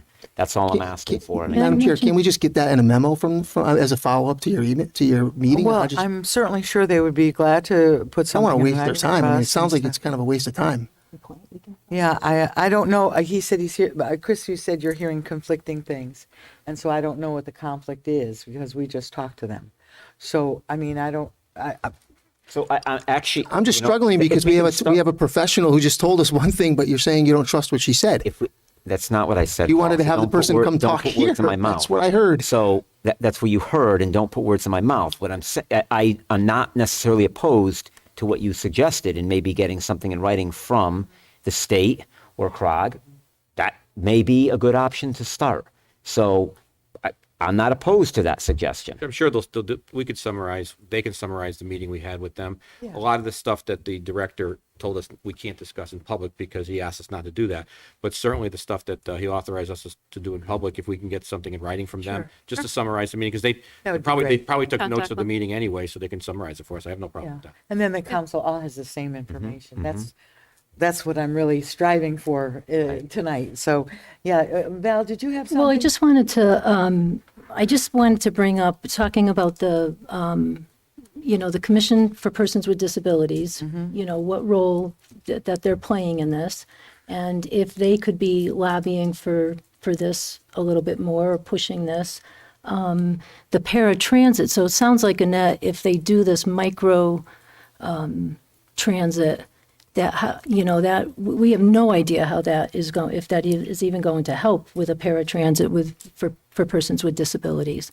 So that's my concern. That I completely understand what Councilor Palmieri is talking about, and I understand that we have to. The state calls the shots to some degree, but I would think that if the Commission for Persons with Disabilities, I would think their role is to advocate for public transportation, and do they need to be filing any complaints? ADA complaints, with the federal government, because the state of Connecticut is not helping us to get these services. So that's my question. I've reviewed some of the minutes from the last probably four meetings of the Commission for Persons with Disabilities, and people such as Nancy Chiro, who's here today, have gone to that meeting and have spoken about public transportation, asking questions, looking for feedback, and it is just, it's silent. Not all the members of the commission, but a few members of the commission. So those are my questions. Like, what role should the Commission for Persons with Disabilities be playing in this? Can they be lobbying hard for this? Can they be doing some things that we are not doing, that we don't even know we can be doing? Yep. I just think this is a huge issue for our town. And just because ridership is down, that doesn't mean that there's not going to be a need for persons with disabilities, persons with disabilities that need to go to work. There's needs here. And I think we're kind of missing the boat if we're just going to say, well, we'll let the state get back to us. And it probably was a great meeting, and that's good. I think that's a good first step. I understand. I agree. So we're going to contact the department and get something in writing. And Madam Chair, if I could, can we please get something specifically about the paratransit, like where they potentially see that? Sure. Okay, that'd be great. Also, a time frame, I think, is very important, because it really wasn't very promising. I mean, I Right. it wasn't very promising on the phone call. They were saying that, you know, there's ridership is way down and all of Right. that, and they're but let's get the information first, and then let's talk about it, and then we can springboard from there. Okay? Yeah. And I just want to make one more comment. So Annette, I want to tell you, I couldn't be more confident in you and what you do for this town. So I want to be clear. I am not questioning you. I think it's putting you in an uncomfortable spot because you're in the middle between relaying information and we're asking you questions. You're going back to them. And I'd rather just hear directly from the source at the state. So I want to emphasize and tell you myself, I couldn't be prouder of the work you do for the town. So thank you for everything you do. Thank you. And if I could ask, Annette, is there someone on the commission for persons with disabilities that maybe you could reach out to, or they could reach out to you? Sure. Okay. So Absolutely. maybe I've do talked that. with a couple of the members, so maybe I'll ask them to get in touch with you. Yeah, I'm happy to help. Okay, good. Madam Chair, is there Yes. to Councilperson DePaulo's comments, is there a possibility to leverage the calendar house short term for any type of, if there was an on-demand need for persons with disabilities to get to the network that we were talking about a little earlier? The Calendar House does have a program. You have to call, and I'm not sure how active it is right now, even with the COVID thing going on. It's operating fully. It's operating fully. But it doesn't Maybe- help. maybe we I should don't have believe the- it. But you're not, but this is a different issue she's talking about. She's talking Yeah. about taking people to work. I understand what you're talking about. Yeah, Paul. they- Yeah, I was talking about possibly getting a person who needed the service from Southington to, say, Plainville to get into the state network. There could be a short-term They stopgap. typically don't, they're typically not able to do that with They the have calendar they have a house. specific grant that they get money for. That they have to follow. Understand. Okay, thanks. Okay, thank you so much. Thank you. Thanks, Okay, Annette. very good. I think I have an easy one for you, Madam Chair. Item B, let's go. We do this every year. We're able to get about $20,000 for emergency management monies. I just need your permission through a resolution to sign the documents for the emergency management grant. Any Okay. questions on that? See, very easy. We received an email a couple weeks ago about updating the veterans tax abatement. It has not been updated from an eligibility standpoint since 2015. So per your direction, Teresa Babbins and I met. She did the cost analysis through the Social Security Administration, and she's recommending an 8% bump. Now, with that being said, I'm going to turn it over to the town attorney in a second.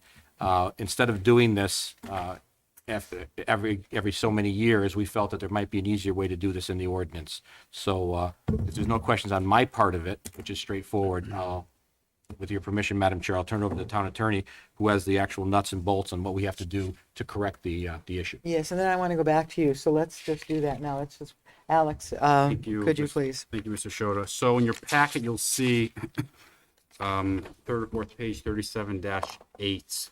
And this is our existing property, veterans property tax exemption with the proposed modifications.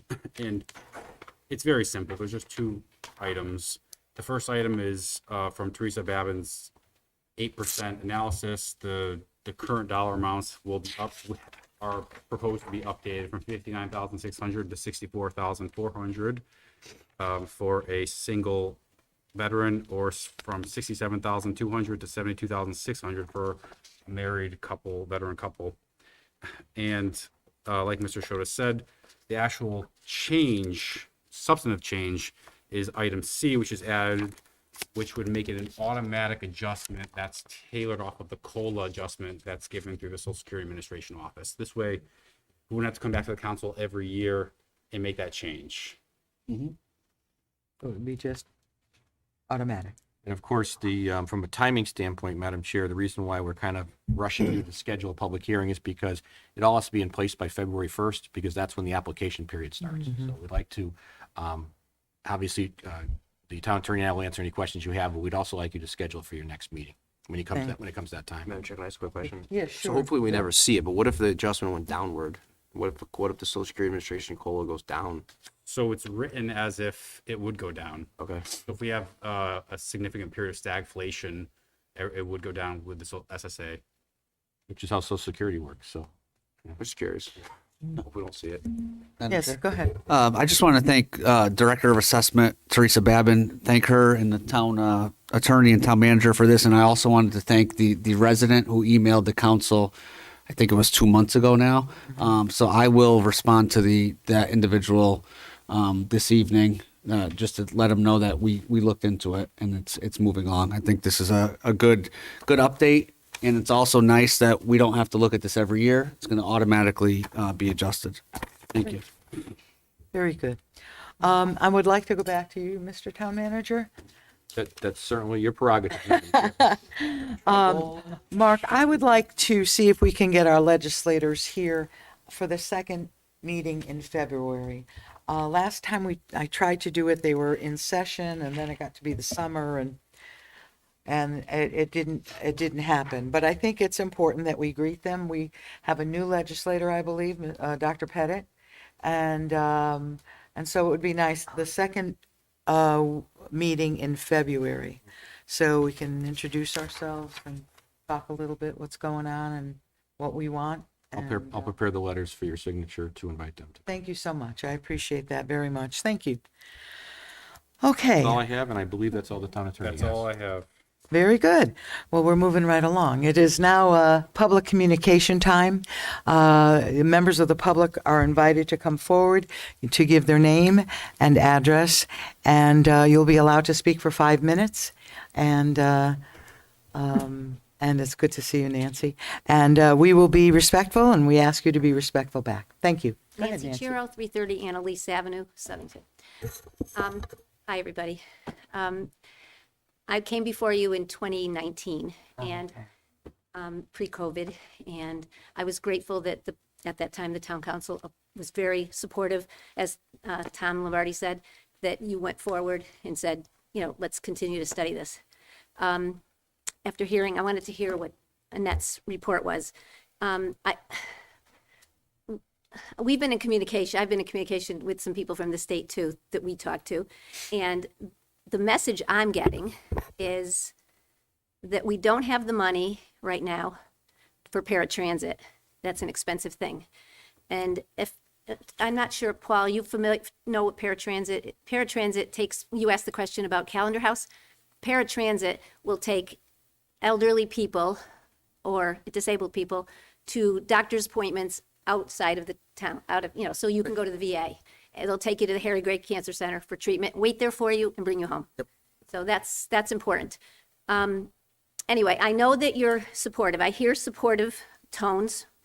I hear that, and it sounds good, but I have to agree with Christopher Palmieri, Councilman Palmieri. I think we need to go to the state. We need Bread for Life to go to the state. We need Arc of Southington to go to the state. We need our Disability Commission. I've been at Disability Commission meetings. I see rolls of eyes when some people speak, and I see support from other people. Everybody's not supportive. Like, that's a no-brainer. If you're on the Disability Commission, you should be supporting the disabled for a bus. I don't want to hear, we don't need a bus. Why do they need a bus? Can they take a cab? Can they call an Uber? There are people in town that can't get to their job. They can't work remotely. They can't get to their job because they have to walk, and they're abled people that can't get to their jobs. So we have disabled people, abled people, we have elderly people.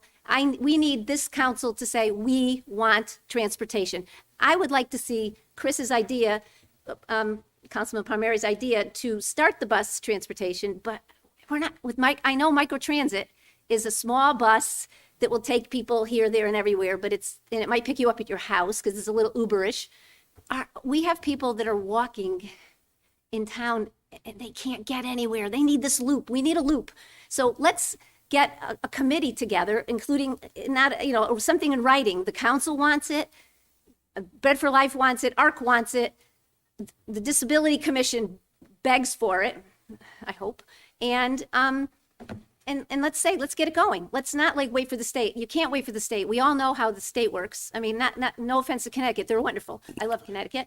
But states don't work. If you wait for the state, we'll be here 3 more years saying, well, we have enough money now maybe to do it. So let's just say it's against all ADA regulations. It's against Americans with Disabilities Act. Elderly people can't get somewhere. They can't get to a doctor's appointment if they don't have a ride. You can't let people do that. So what do? Do we file a complaint? I don't know what we do. I'm just one person. These are just thoughts. So let's act as a group council, all the organizations, everybody, and let's go to the state and say, let's do it. We want it. Not like, well, when you can. I know there were some things you couldn't say, like Mark said, you can't say everything, but you couldn't tell us everything. But I'm sure there were things said like, well, the ridership is down. We don't have the money for paratransit right now.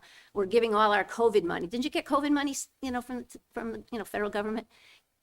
Well, we're using the COVID money to pay for the bad ridership from other, we want a bus. I don't care how you do it. And it doesn't cost us anything, Vicki, nothing. There's no cost to the town of Southington to get a bus route. It's about a 400,000, we have all the numbers. We have all, George can't be here, he's having a knee replacement. So he can't be out in public right now for COVID reasons, so he has to stay safe. But, so it's not gonna cost us anything, let's do it. Please support it, please, please, please. Let's go to them and say, we want a bus. That's it, thank you. Thank you You guys so are much.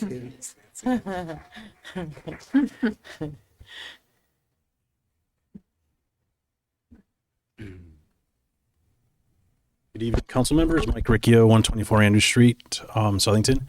So I was, when Nancy was here several years ago on the same issue, I think the general support of the community is we need transportation for people that don't have it.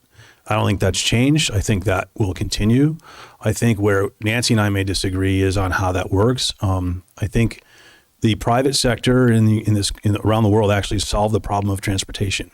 And they've done it through Uber, they've done it through Lyft, and they've done it through other organizations to expand an antiquated, outdated system that just costs the taxpayers ridiculous amounts of money. Public transportation is a failure in its prior state. I think if you're going to have a committee and put a committee together, look at the actual subsidy to take Uber. So Uber's done it through the Massachusetts MBTA. The Bay Transit Authority, they had a pilot program and now it's a full program. They're doing it in Denver, Colorado, where they've public transportation's partnered with the private sector, and they're giving rides to people who need it, like paratransit. There's paratransit Uber now, where people that are in a wheelchair or whatever, they need to go to their doctor's appointment, they can get there. If you, when they were here 3 or 4 years ago in 2018, 19, we asked, if somebody needs to go to Hartford, how do they do it? Well, the bus would come down to Queen Street. They'd get on the Queen Street bus. They'd go up through Bristol. They'd get on the Bristol Loop. They may have to transfer somewhere on that new thing that they created to Hartford, get on that in New Britain. And by the time, just to get to their doctor's appointment, it'd be like 2 hours. If they called, and that's, that could be either paratransit or that could be, somebody that wants to go to work in Hartford. 2 hours just to get to your job in Hartford. If the people can't afford it, then, and we're going to pay for it anyway in public transportation, let's pay for it logically and actually bring these private transportation companies to the table. The state really needs to look at public transportation because it doesn't work. Who wants to get on a bus and drive 2 hours to go to work when for the same amount of money they can get in a car with 3 or 4 people and drive to Hartford in Uber? So there are ways to do it. I don't think the bus is the answer. I think there are better answers than the bus where we could provide better transportation to our citizens here in Southington, because that's what the focus should be. It should be our citizens who need it. And Nancy's group has clearly demonstrated that there's a huge demand for it. So I would encourage you to look at other options than a bus. Thank you. Thank you, Mike.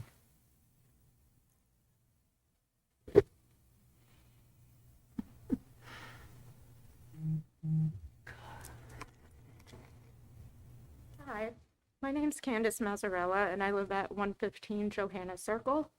I'm also a member of the Commissions for Persons with Disabilities, and I'm really happy to be serving on this commission. Public and paratransportation is an important issue for people in our town with disabilities and their families. I fully support the public paratransportation, and I'm willing to do what I can as both a resident and a member of the commission to move this along to see and what happens in our town. Thank you for listening tonight about this issue, and I'm asking for your continued support. Thank you. Thank you so much.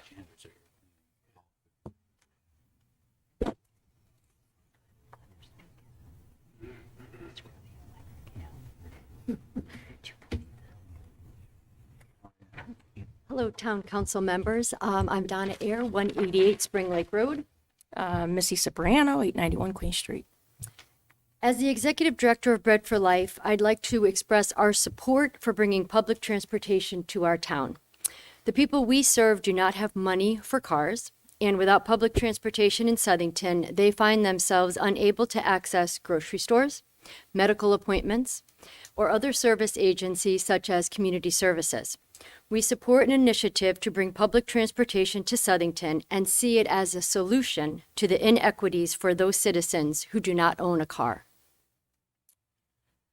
I would like to add, as a PTO president of and representative for Karen Smith Academy, this transportation is going to be very important to our students in that school district.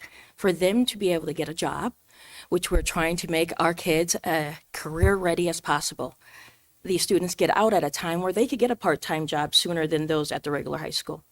That transportation for them is not easily accessible. If they're out at 12:20, they can report to McDonald's for 1:15, but without any transportation, they cannot get there. And employment's very tough for these students who now have extra time on their hands. We're trying to keep them out of trouble, really have accessible time, and do not have ways to get to and from jobs. Parent rides are not accessible during that time, and nor do they have extracurricular activities, which the kids at the high school will be in school till 4 o'clock, 5 o'clock, and then work after. So this transportation is very important, not only to our disabled, but to our students in our community, to our elderly, and to those that we serve at Bread for Life. And we also serve our Karen Smith Academy students. So we ask you to continue to, bring this forward to the state and continue to say yes to this. It's very important. Thank you. Thank you, Missy. Thank you, Donna. Anyone else?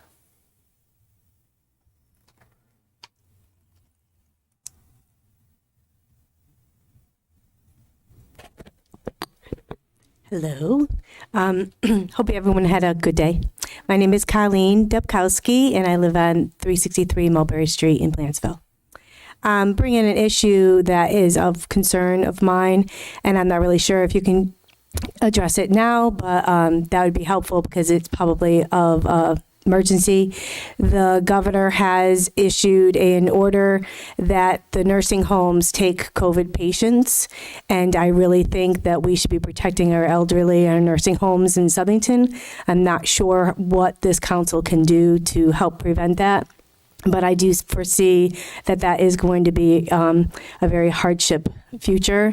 And we already learned the lesson from New York and New Jersey, and I believe it was Michigan, that in the beginning of the pandemic was not a smart choice.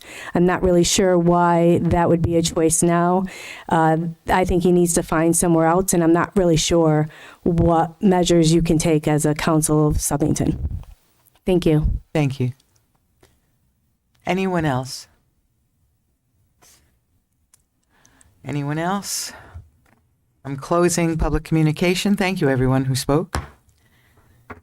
Let's move on to old business, action on the EMPG resolution. Madam Chair, I'll make a motion to approve the EMPG resolution as Second that, Madam presented in our package. And Mike, you I'll second that, seconded it? sure. Okay, very good. Is there any discussion on this matter? Hearing none. Madam Clerk, would you call the roll, please? Dietzick. Yes. Lombardi. Yes. Morelli. Yes. Palmieri. Yes. Perry. Yes. Japinsky. Yes. Del Santo. Yes. DiPaolo. Yes. Triano. Yes. Item B, scheduling of the public hearing for modification to the Veterans Tax Ordinance. I believe we are looking to our next meeting. Recommendation, Madam Chair, is January 24, 2022 at 7 p.m. in this room. Do I have a I'll motion? make So that moved, Madam motion. Chair. Sorry, go ahead, Val. Thanks, Yeah. Mike. So moved. Yeah, okay. I'll second. Okay, very good. Is there any discussion on it? Hearing none, all those in favor signify by saying aye. Aye. Any opposed? It passes unanimously. Thank you. New business, item A are tax refunds. Val or Jack? I make a motion to approve the tax refunds that are in our packets. Second. I have a second. All those in favor signify by saying aye. Aye. Any opposed? Hearing none, passes unanimously. There is an appointment for the Zoning Board of Appeals. Do I have a motion? I'll make a motion to appoint Kristen Gaida of 65 Amato Circle to the seat left vacant now by Anthony Mazzarella. Okay, thank you so much. Do I have a second? I'll second, Madam Chair. Thank you very much. Could we have a roll call, please, on this? Yes, Just of wanted course to you comment. can. First of all, thank you, Kathy, for clarifying. I know there was confusion, and actually the minutes of the council meeting were wrong, so that led to a lot of confusion. So thank you, Kathy, for clarifying, and thank you to Tony Mazzarella for his service on the Commission of Disability. Sorry. Zoning Board. Zoning Board of Oh, Appeals. Zoning Board of Appeals, sorry. That's it? That's it. Okay. Madam Clerk, would you call the roll? Dietzick, Yes. Lombardi, Yes. Morelli, Yes. Palmieri, Yes. Perry, Yes. Japlinski, Yes. Del Santo, Yes. DiPaolo, Yes. Triano. Yes, very good. Welcome aboard. Item C is the appointment of our Assistant Town Attorney. May I have, yes, go ahead. Madam Chair, Tom? I would like to put forth the name of Attorney Paul Bedard. Attorney Bedard has previously served as our Assistant Town Attorney. He has done a lot of work for the town and in his legal capacity. He's the owner of a local law firm, the Law Office of Paul Bedard LLC, and he is currently the president of the board of the Southington Cheshire Community YMCA. With that, I put forth the name of Attorney Paul Bedard. May I have a second? I'll Second. gladly second that. Okay, I heard Mr. Dietzick first, so he'll be the second, official second. Please call the roll, Madam Clerk. Dietzick, Yes. Lombardi, Yes. Morelli, Yes. Palmieri, Yes. Perry, Yes. Japlinski, Yes. Del Santo, Yes. DiPaolo, Yes. Triano. Yes, and Attorney Bedard is here. Paul, is there anything you'd like to say? Of course, sure. You know, just to clarify, I don't want to steal Jackie Laramie's thunder. I'm the past president of the Cheshire Southington YMCA before Jackie hunts me down. But no, thank you, Madam Chair. Thank you, members of the council. It's certainly an honor and a privilege to be appointed within this capacity, and I look forward to serving as Assistant Town Attorney again, and to now working with our current town attorney to help address the legal needs of our great town. So thank you very much. Oh, welcome aboard. We Yes, welcome. appreciate you very, very much. Okay, item D has to do, I'm looking for a motion to approve hang on, I got it. Madam Chair, I'll make a motion to approve the additional town council policies and procedures and protocols. Okay, do I have a second? Second, Madam Chair. Is there any further discussion on this? I understand. Yes, Madam Chair. Some of the discussion that happened earlier. Let's open it up. Paul, did you want to mention anything? Yes, Madam Chair. I would just like to ask for an amendment to item 3. Elected officials are welcome to contact, instead of the team, I would recommend, and I would look for feedback from the town manager, instead of contacting the team directly, the town manager or fire chief. So I believe the emergency management. Emergency management director is the way it should work. So it'd be not the team, but the director. Director. Or the fire chief, which is the assistant director, one of the other. So I would say director or assistant director is fine. So I'd like to propose that we move it to contact the director or the fire chief. I'll make that motion or bring the amendment. Okay, is there a second to that? Yes, I'll second that. Sure, of course. I need a second. All those, okay, hearing the amended copy, is there any other further discussion? Yeah, Well, seeing as we're talking about 3, I have no idea where this is coming from. Why are we adding something about contacting specifically the Southington Emergency Management Team? I have no context to where this is coming from. I know you asked to have this drafted, but can you share with us publicly why we feel a need to specifically say the town council shouldn't contact? it was predicated on phone calls that I've gotten and other people have gotten about misinformation and a confusion about certain items that were being discussed, And as I looked over the last few weeks, it became apparent that we need to be more focused on how information is presented to our community. Well, Madam Chair. And excuse me one second, Paul, I just want to say this. And really, there's nothing different except that it is spelled out. We've always done it this way, but I wanted to spell it out so all of us are on the same page, and so that our community has a clear, concise, and focused message when something comes out of the town manager's office, or when there are issues that need to be discussed, or even when there's something going on that we would like to be a part of, but maybe we should check before we become a part of it. So that was the impetus of it. It's not directed at anyone individually. It is only a roadmap to operations within us and the way we handle ourselves in situations. That's why I felt it flowed completely with our policies and procedures that we all signed back when we first got on in November. So that's why it's here for clarification only, and so that we will be uniform in our response and uniform in getting information out and watching our conduct. That's all. So that's why I think it's very important that we move forward. Anybody else? Madam Chair, Yes? I have a list of questions on this because obviously it was thrown at us on the 11th hour. And again, so I'm going to start with number 1. I'm going to read it. It says, no town council member, staff member, or the party privy to confidential information shall disclose said information to the press or on the internet until said information is officially released. That's correct. So again, my question is, what is confidential? If it's FOIable, is that confidential? I feel it's our job as the council to keep residents informed. On that one as well, what if the town doesn't ever want it disclosed? You know, I feel that we run for office to have transparency, and I think that's what's really lacking in government nowadays is transparency. And again, the divide that we currently see. How do we know, again, what is going to be confidential and what's not going to be confidential? I can answer that very clearly. Well, hang on. No, excuse me. I can answer that very clearly. And that is that it emanates from the town manager's office or from another department head, and it should be designated as confidential.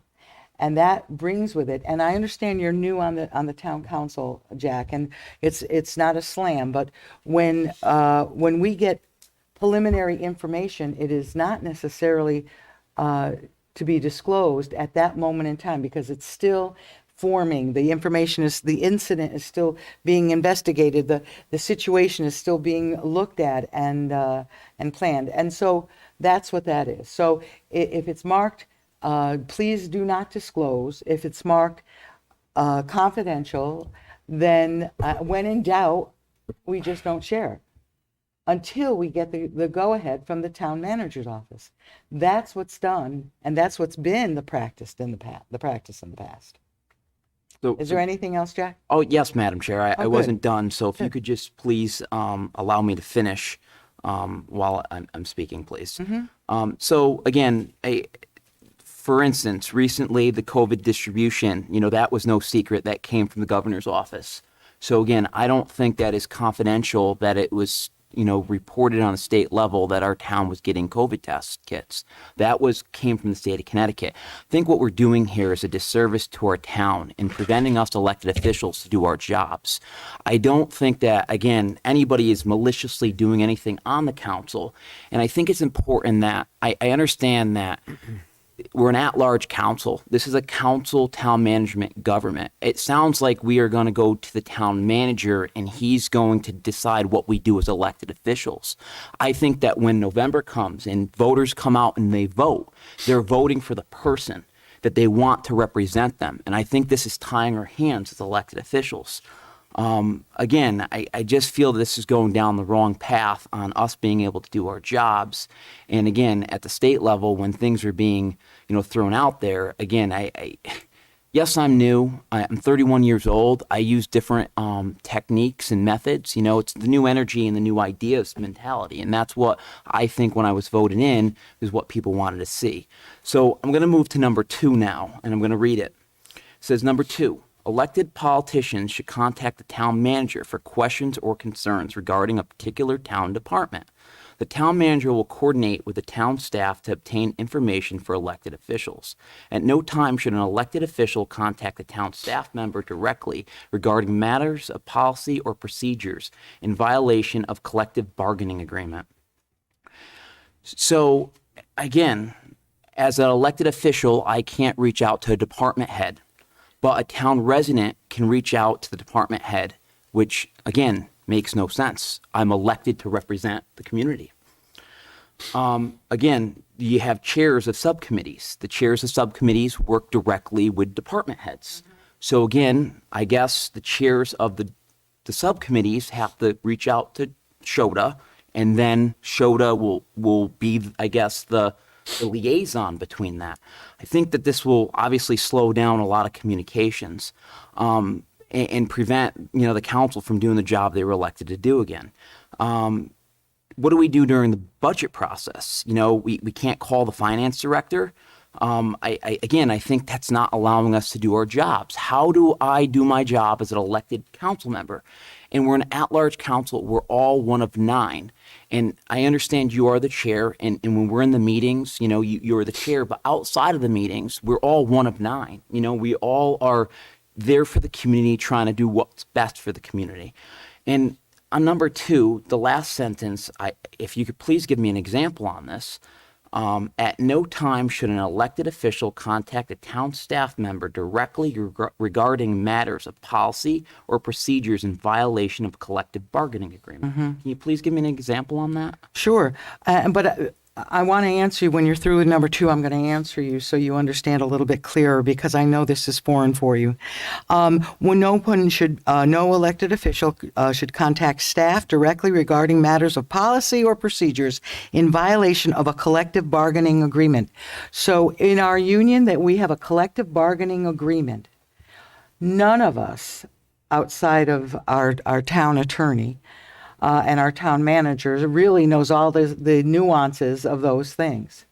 So that is why we go to our town manager. It's a focused approach. We are individuals, we serve the town, but we do not go off on a limb someplace and start to harass a department head or harass people who are working for us or sit in parking lots watching them come to work. None of those things are appropriate for a member of the town council. Madam Chair, may I just add some context? Yes. So, Mr. Perry, as far as the collective bargaining agreement goes, I think that's what you pointed out. Our unions have in place where we can't dictate every single part of their job, their breaks, well, when they do their work, how they do their work. They typically need a union representative there, or it has to go through the proper union channels. And I believe the intent is to make sure that there is no violation of collective bargaining by a elected official going in and trying to change a work environment that's governed by a union contract. I believe that's the intent here. That's right. That's right. Madam Chair, if I may, it doesn't really say it, but I think we have to also respect the spirit of the management structure that's here as well.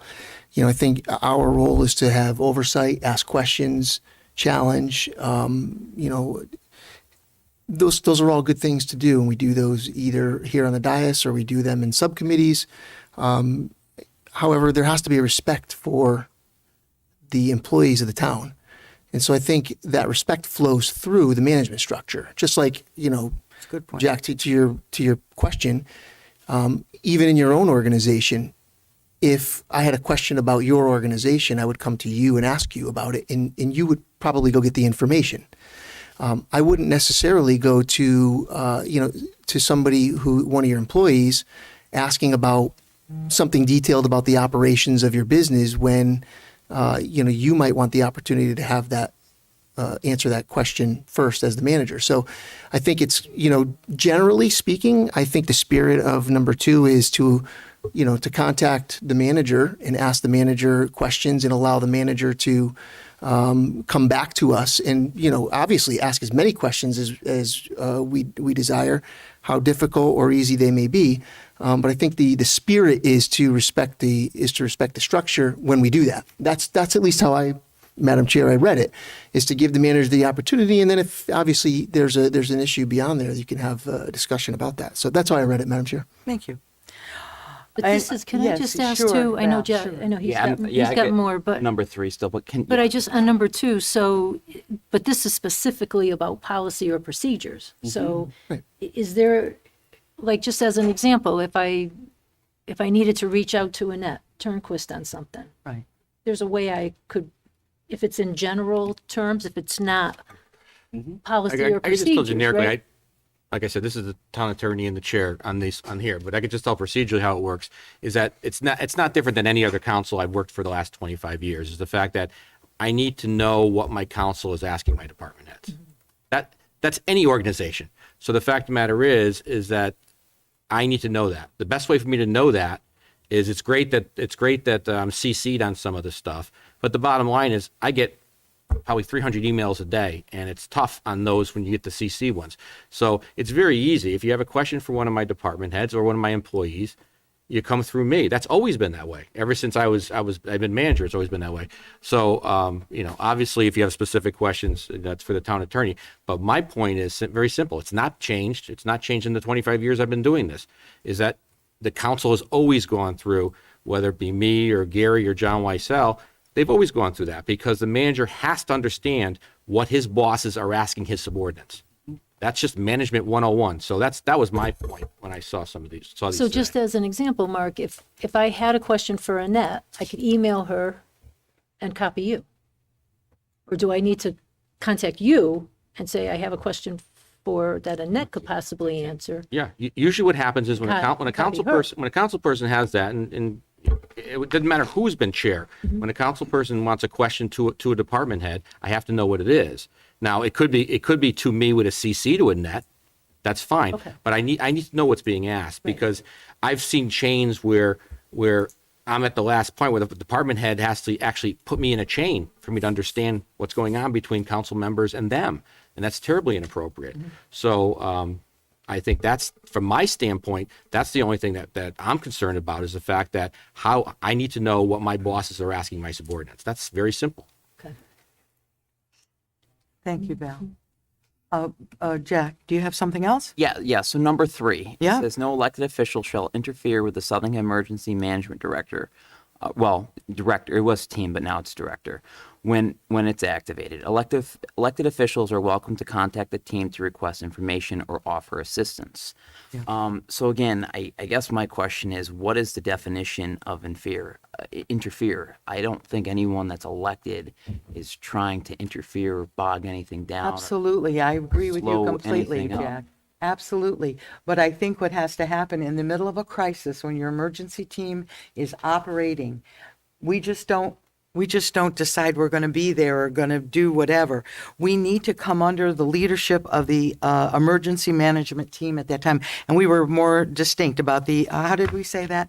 The emergency management director is the in charge of emergency those operations. and/or the fire chief. So that's just protocol. That's all it is. Madam Chair, this is again, to me, again, this one seems to be pretty obvious. It's stated, but it's obvious, and I'm not sure why it would be an issue for anybody. The emergency management team goes through a training. They go through a certification process. It's not just a willy-nilly organization. These are people who are selected to do a specific role, and they get training on how to do that. And they not only get initial training, but they have to go through annual refresher training. So on top, we wouldn't go in a situation where the police chief has deployed police officers out somewhere, and we wouldn't go stand and interfere or participate in an arrest, or we wouldn't participate in a burning house for the fire department. Likewise, we wouldn't participate unless we've gone through the proper channels. Contact the emergency management director. There's training. I think that that is the appropriate channel for, for gaining access that's desired. And Paul, you know what, there's also something else for the rest of the council. When we walk into a situation, we bring the authority of our chair with us. And so you're in an emergency situation, and all of a sudden, I or someone on this council shows up. Now all of a sudden there's another dynamic. They're trying to handle an emergency situation, and now we're there.